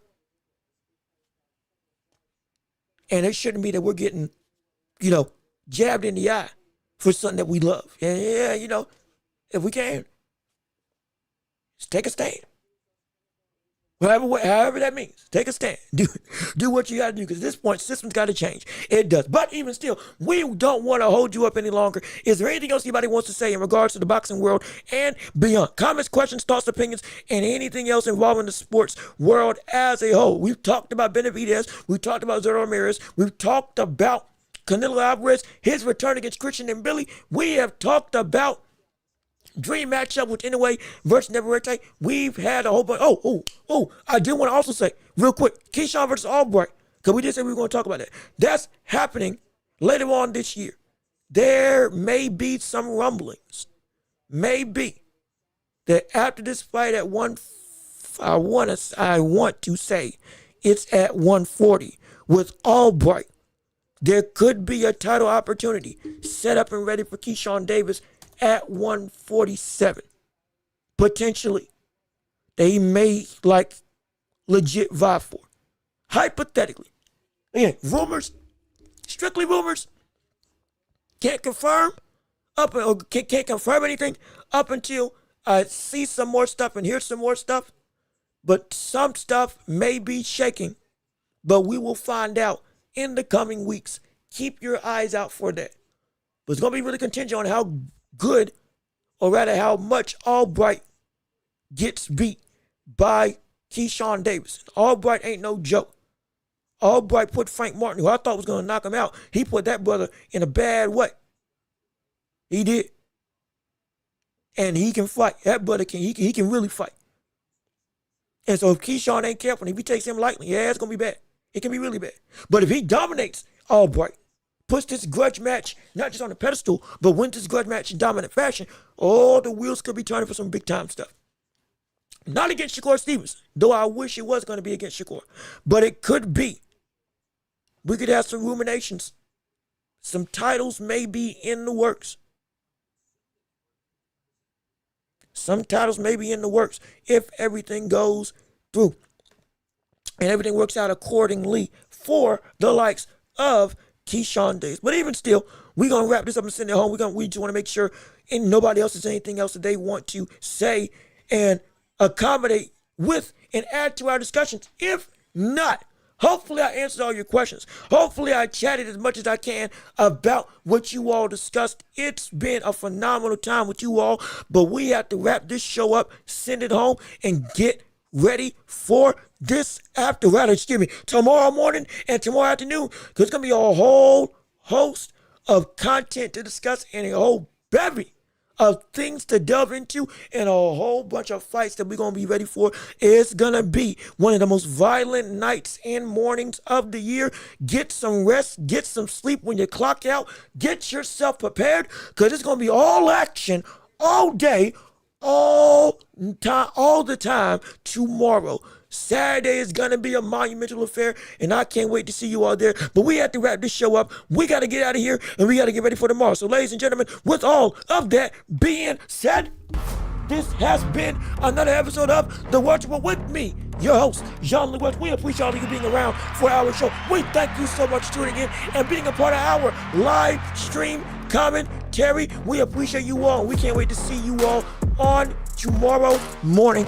I have had so much fun with you all here. Thank you to everybody who tuned in and listened to the show. Y'all were spectacular. Take a bow in the chat for all of you who made this show oh so great. If you want to support this channel even more, we got Cash App, PayPal, links down below in the description, as well as Super Chat, Super Gift, stickers, and the like. If you can support this channel, it would mean the world to me, and it helps us to grow, flourish, and shine. All with you and your support, you made this show oh so spectacular. We thank you to everybody in this community. And hey, the more you give, the more you support, and the more you share, the bigger this channel can become, most assuredly. Also, top 5 chatters on today's show. Number 1 was Burr. Congratulations, Burr, on the number 1 chatter, pound for pound, for our show today. Number 2 was Sean. Number 3 was Al Buga. Number 4 was Ryan Graves. And number 5, to round out the top 5 chatters on our show, was Love King. We appreciate all the support. We appreciate all the love. And we appreciate all of you being here on our show. And hey, who can reign as a top chatter? Come tomorrow afternoon, or tomorrow morning. We're going to find out and see if you can defend your title. But we love you. We appreciate you. We can't wait to see you all soon. I have been Jean-Luc Welch. You all have been absolutely wonderful. Peace and love. Oh, we are out here. Yes, sir. We can't wait to see you all tomorrow morning. Once again, leave a like on the channel. Keep on commenting what you liked and didn't like about the show. Keep on subscribing. Keep on sharing. And if you can support the show, one last call to action. We got Cash App, PayPal, and links down below. And Super Chats and Super Gifts are plenty. Your support makes this show have a world of difference. And it helps me to pay the bills, as well as to help edify this show and make it better for you all to witness and enjoy. We can't wait to see you all Saturday morning. Be safe. Be blessed. Get ready for fight night. And have a wonderful afternoon. And we'll see you all tomorrow morning. Inoue versus Nakatani and Benavidez versus Zurdo, the biggest boxing night of the year for violence and action. Can't wait to see you all there.